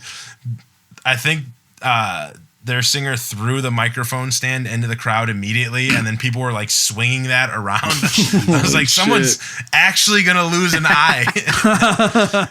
That's awesome, And dude. it was nuts. It got bad enough to where I just stepped out of the room. I was like, I don't think I want to fucking stand here. Yeah, dude. Yeah. Yeah, there's moments like that where it's just kind of like, oh shit. Like, It's a little much. yeah. Get my ass beat real quick if I like hang around too long. I remember like I saw it was Harm's Way in The Killer, and it was at Cobra Lounge, and my buddy Okay. Rick was working security then, and during Harm's Way, some dude in the pit was going real fucking hard, and they went to like stop him, and the dude unleashed on Rick, just started fucking pounding away, and our buddy that was in The Killer, the bass player at the time, he saw it, but it was on the opposite end, literally jumped on the stage of Cobra to run across, and then jumped over on top of Rick to block him from getting hit, because he knew Rick, like they went to high school together. And at the same time, the singer from Harm's Way was like, he knew the guy that they were like kick out, and he was like, Jeff or whatever the fuck his name was. He's just like, Jeff, you're being a fucking asshole, man. Calm the fuck down. He's like, be cool, man. He goes, otherwise I'm gonna come in there and I'm gonna beat the shit out of you. And the guy's like, we're friends. Like, what the hell? I was like, what the fuck is going on? Yeah, And Rick is like, welted fuck up. Oh my dude. god. Was he Yeah. working security? Yeah, he's working security. Oh my His God, fucking poor head was guy. like fucked up from it. Yeah, the dude got a bunch of shots in before our buddy jumped on top of him. That is And insane. I think that's what Rick quit the first time. Oh, really? Yeah, and then Philly dragged him back in again. Did he quit more than once? I think like 2 or 3 times. Yeah. Wow. Yeah. What are you gonna do? I remember that story about Danny at that Veil of Maya show at yeah, Cobra when he Lounge. fucked up Mark shit. Yeah, that's like my Phenomenal. favorite, dude. Yeah, it was Veil and Maya Cobra Lounge In Misery Signals, in Misery right? Signals. We opened. Oh fuck. And it was Oh, awesome because they were shit. doing a show at Bottom Lounge with After And this the was Burial. like an after show. Yeah, and so yeah, Veil Maya's playing, and Danny's drunk ass decides to like jump on stage and jump off, but as do he a stage jumps dive? up, steps on all of Mark's shit and just unplugs the fuck out of it. Jumps off. And this is like, way back when, so they didn't have tracks really. Yeah. So it was like the guitar he was just still looping shit. died. Yeah. And he's like trying to figure it out. I was like, God damn it. And he knows Danny too, which is funny. And Danny eventually walked over and he's like, Danny, what the fuck, dude? He's like, I'm sorry. Walked across every single cable and it was like, I was like, dude, you could see Mark's face just like, fuck. God damn it, Danny. It sucks. At least it was somebody he knew, I guess. Yeah. Oh my God. I remember the thing in house shows being like you just knock over an amp completely. Oh yeah, dude. Yeah.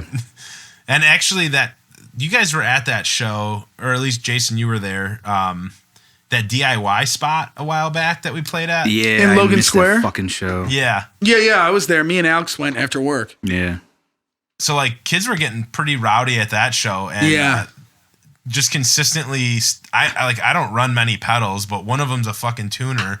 So when you step on that, obviously there's just no sound, and people were just like stepping on my fucking tuner over and over. So I started like turning my back and kicking at people to try to keep them the fuck off of me. Yeah. But I was like, I felt so certain that I was going to end up knocking my fucking amp over. I'm like, this is it. I'm an old man. Leave me alone. Yeah, that was like a rowdy show. I remember like standing in the back. Like, all me, Max, and Alex were like on the wall. So we were just like, social distancing was cool. Yeah. Dude, I miss those types of shows. Like, that was the first time we'd played a spot like that in quite a while. Yeah, those shows are cool, man. Yeah, it's a total different vibe, different energy. Have you ever been to there's a place not far from there called Empty Bliss, and it's like a storefront that's on Belmont, and they've been doing like DIY shows in their basement. It's really cool. Yeah, I've not been. Yeah, I saw Baron Air and Immortal Bird there. Separate times. Yeah, that's right. Yeah, I forgot. Yeah, they were both pretty cool shows. But it's kind of like a shitty bit. It's a stuffy, small, not a lot of room basement. So it's kind of like... Yeah, I've been to those. Yeah, you're all packed in there. There's a fine line of like, okay, this is way too fucking small. Yeah, that like where it's just uncomfortable, hot as fuck. Yeah, that's exactly what it's like. Yeah. It's so hot in that fucking room. Do it yourself, Yeah, definitely. Yeah. But... those shows are fun. They're fun. It's been a long time. We used to do ones in Little Village like that. We would play like Jurassic Park in Little Village. Yeah, I've never been there, but I've heard of that spot. And I heard it was fucking awesome. Yeah, it was cool. We've had some good times there for sure. It was definitely like intense. That was like the first show I ever played like that was at that place. Yeah, I won't say what went down with everybody there, but there was a lot I saw for the first time there, and I just remember being like, whoa. Talk about getting thrown into the deep end of the pool on that one. It was just like, welcome to the band, Jason. That was like what we're about. That was my first show with Roman Ring, and like, I remember we did it really quick. I only knew like 4 songs or something like that. Yeah. And Franco, our bass player, he's a luthier now. He works at Third Coast repairs in the city, and at the time he was actually just about to leave to go to luthier school in Arizona. So like they wanted to do one show before he was leaving, and then we had Eddie fill in for us. But I remember like I was just like, I guess I'll do it. I don't really know any shit like anything yet. And you guys were like, it doesn't matter. Yeah, it was all for fun. It worked out. You were like the only dude that held all of his shit together the whole night, and I just remember being like, I remember being shocked, and I was like, how do you deal with these morons? How do you do this? I've just been doing it for so long, you get used to it. You know everybody's quirks and whatnot. Yeah. I just remember at that end of that first show, Nate was really stoked because there was this girl that was like really into him at the show, and he was like really like on this like cool high, and he was just like acting like I don't know. It was really funny, like talking to him after the set. He's like, yeah, man. I think it was sick. It was so like, all right, dude. It was all right. Yeah. No, it was cool. It was funny. Yeah. Did you guys ever play? Was it called The Shelter, maybe? Fallout? Area? The Fallout. No, I've been there, but we never played. It's still a venue, I believe. It's like a DIY spot. Okay. That's a sick one. That's not the it is a cool one, is it, or whatever? No, it is not a skate park. What's the skate park one that I've seen? Like, it's not the best, but like I've seen shows there. You guys played there before I was in the band. I don't think we did. I don't know then. Then I'm thinking of maybe of a different spot. I don't know. I can't keep track of it all. A lot of the ones that like I go to them and then they shut down. Yeah. I can't remember any of the names, but yeah, I was just telling somebody about it. I saw you. Do you ever listen to that band Cult Leader? Yeah. Yeah. One of the I think the second time I saw them, they were still touring off like their first EP. And it was just like me and Eddie went to this show in Logan Square. I think the place was called Club Rectum or something like that. That was the name. And it was like upstairs of a building. It was like, right, you know where that Giordano's is on like Milwaukee? Yeah. Kind of by Livewire. It was like right around there. And I remember like, that was a sick ass DIY venue because it was huge. And it was like, it was cool. Like they had windows open and shit, kind of. And it was like, it was nice. But Cult Leader windows open. Yeah, they definitely didn't have windows open, but they had windows. And Cult Leader was like they're like one of the loudest bands I've ever like heard in my life. Yeah. And I just remember being there and like feeling like the floor shake and being like, I don't know if this is safe. Crack the foundation. Yeah. It was wild. Yeah. It was so cool though. And then like I never went to another show there again. Yeah, probably shut down. Yeah, I don't think they do shit there anymore, but those shows are cool.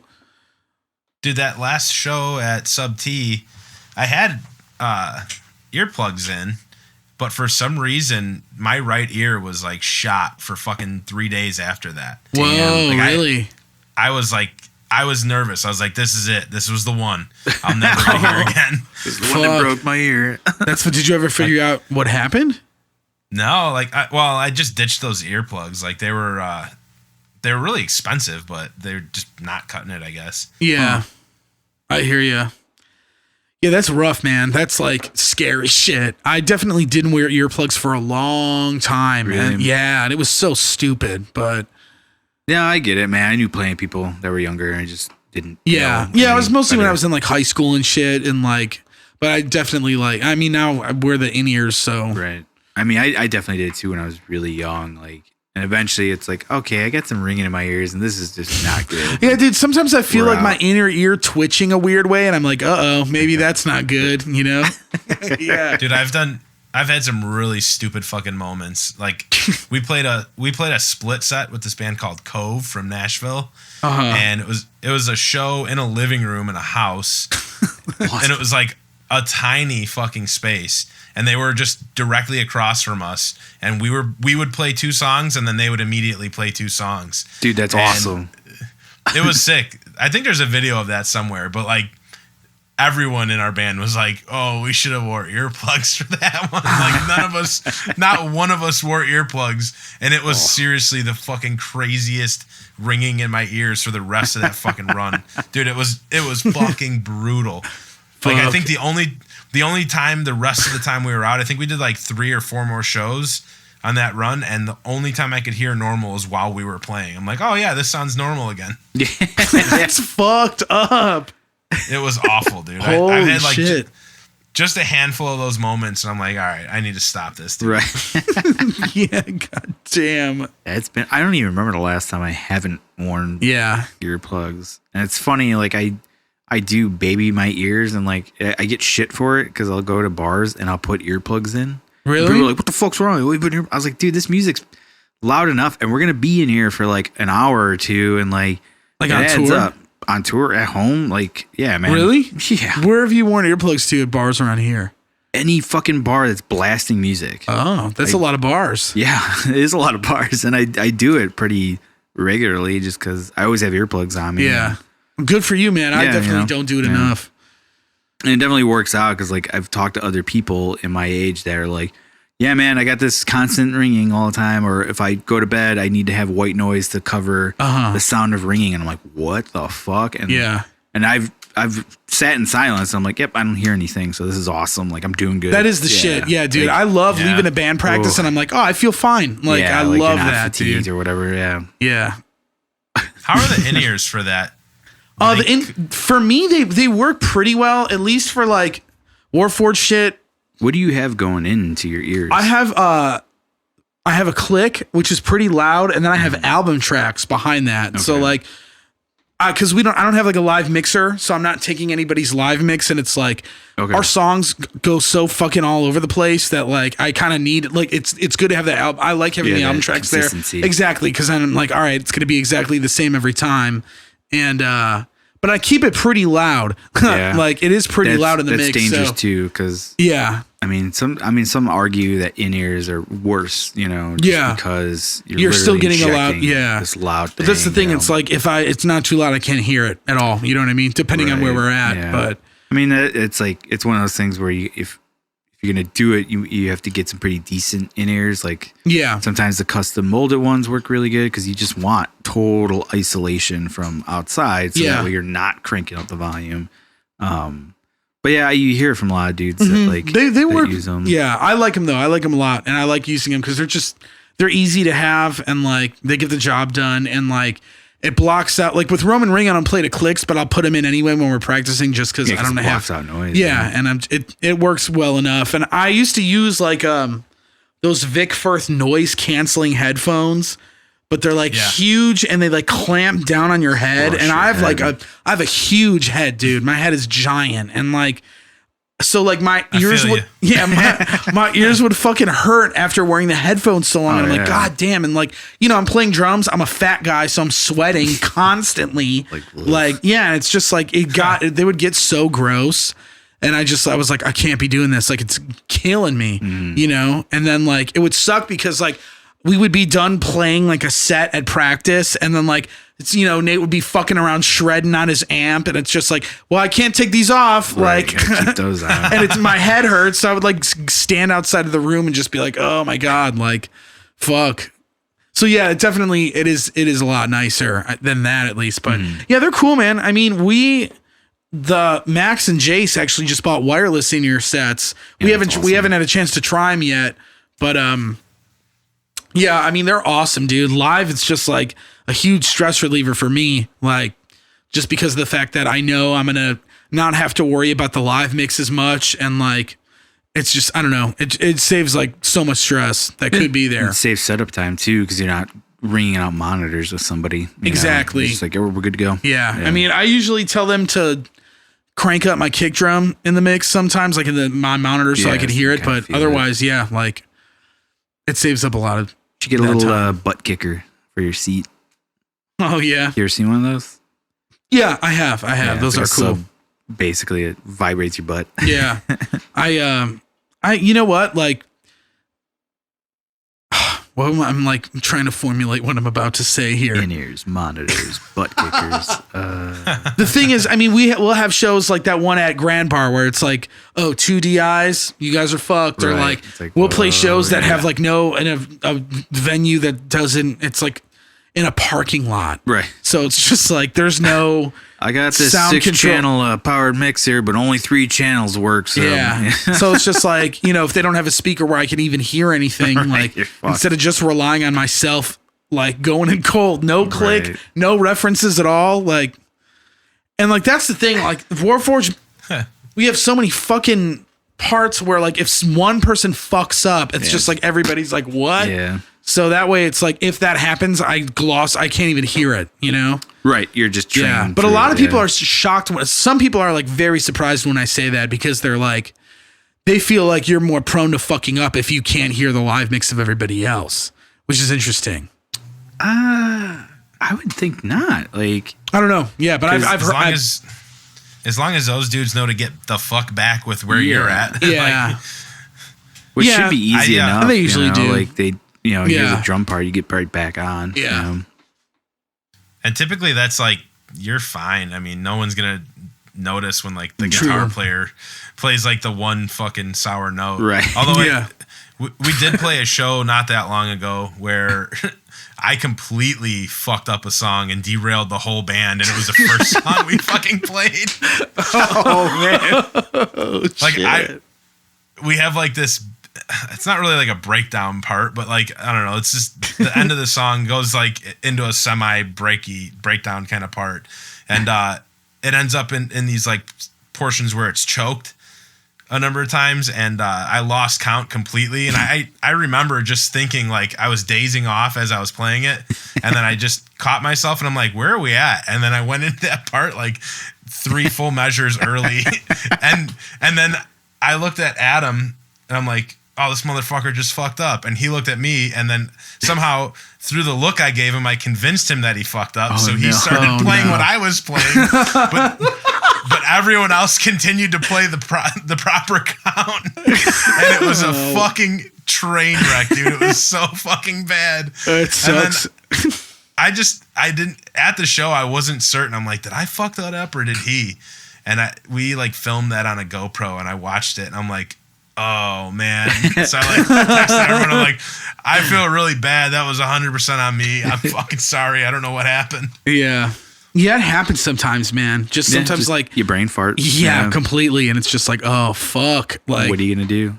Yeah. I mean, like, I find myself daydreaming a lot while we play. Or like I'll like see some dude and I'm like, look at this fucking guy. Right. Yeah. This dude.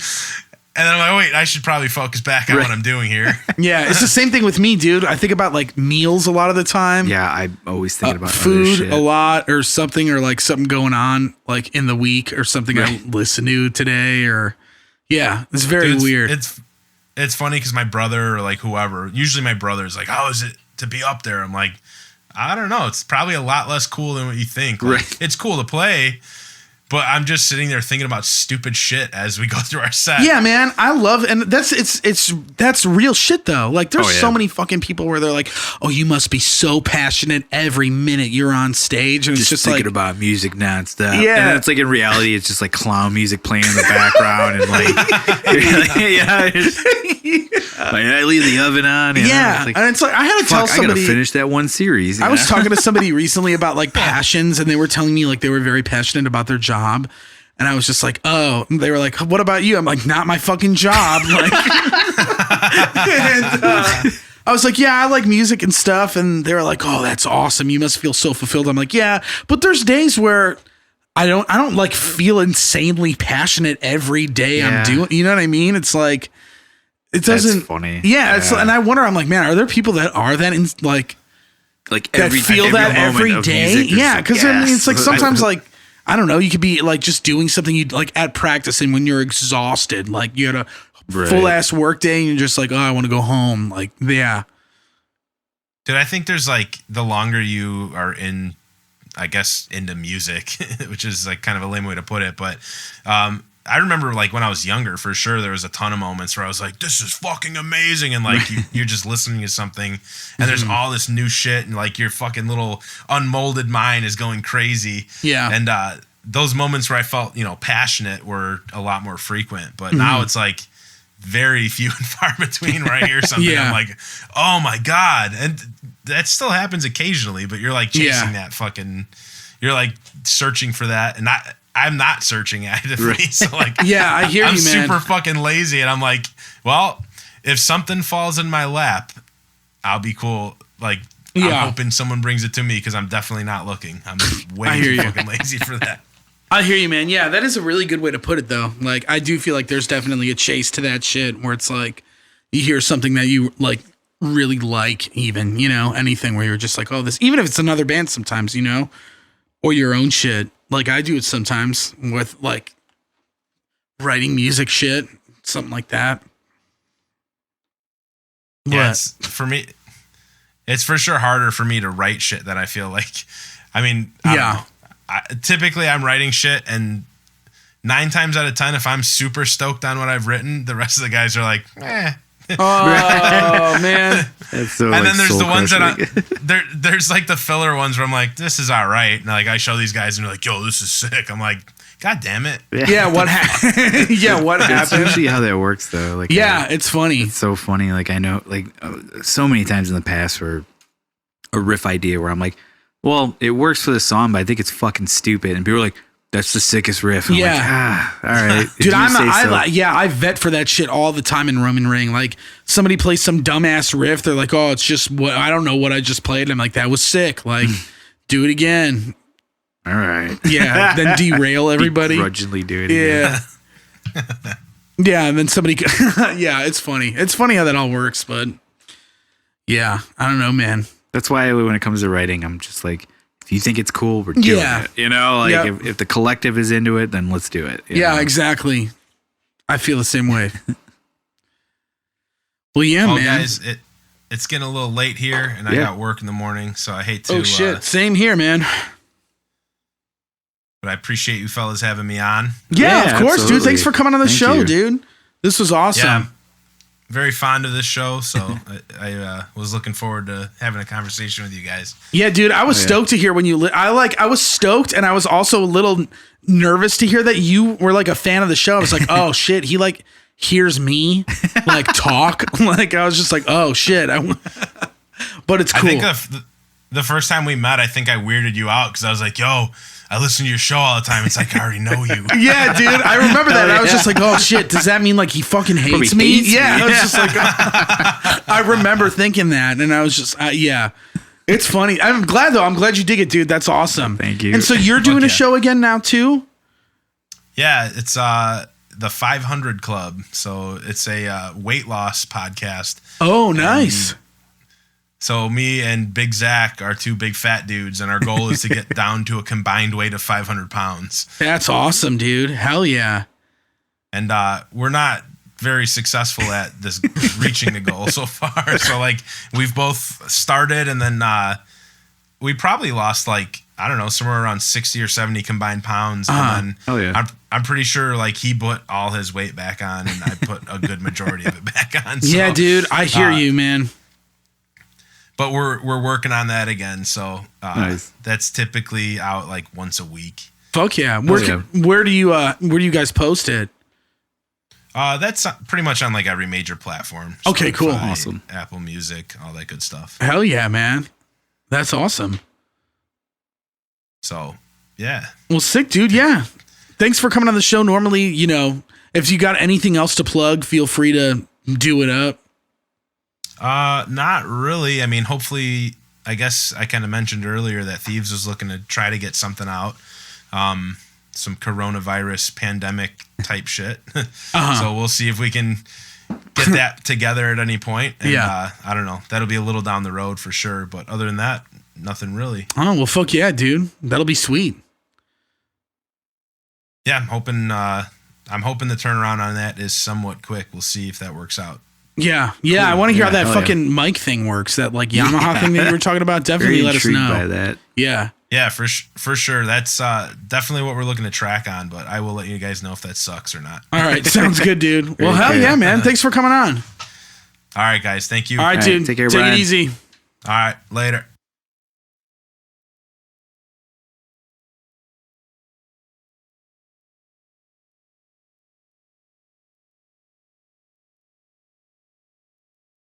That was sweet. Anything you got to plug for yourself?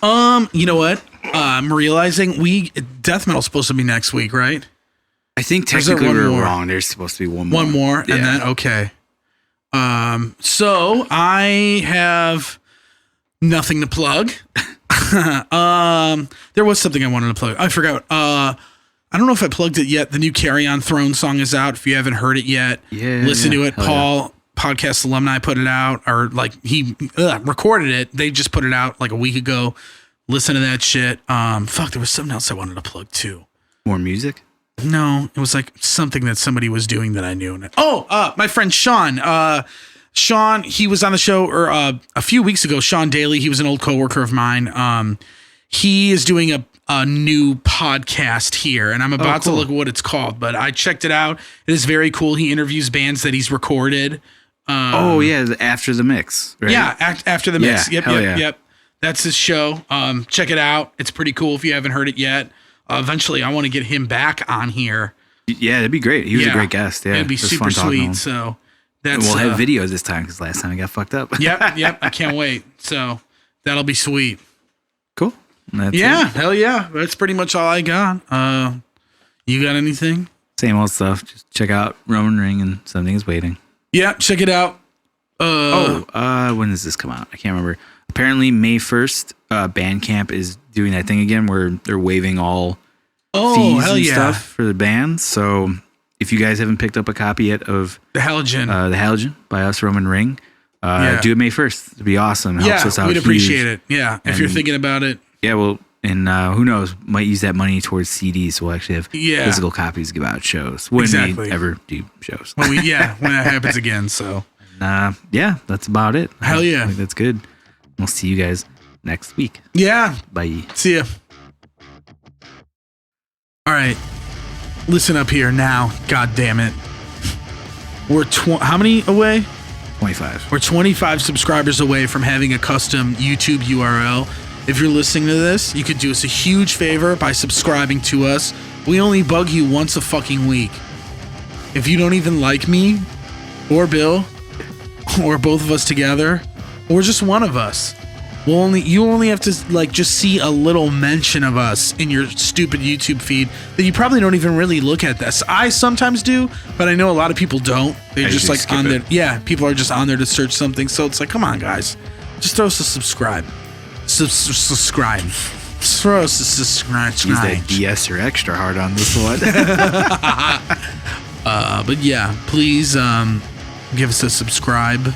Yeah, or a like or a comment. Yeah, or like, come on, just say some shit, Follow us on anything. Spotify, iTunes, please Instagram, all that fun stuff. Yeah. If anybody knows how to reach Spider1, be sure to tell him. Oh, yeah. To leave a comment again if he can, please. Thank you. I hope we didn't offend him or anything, so. Cool. Hell yeah. Thanks, guys. See you next week.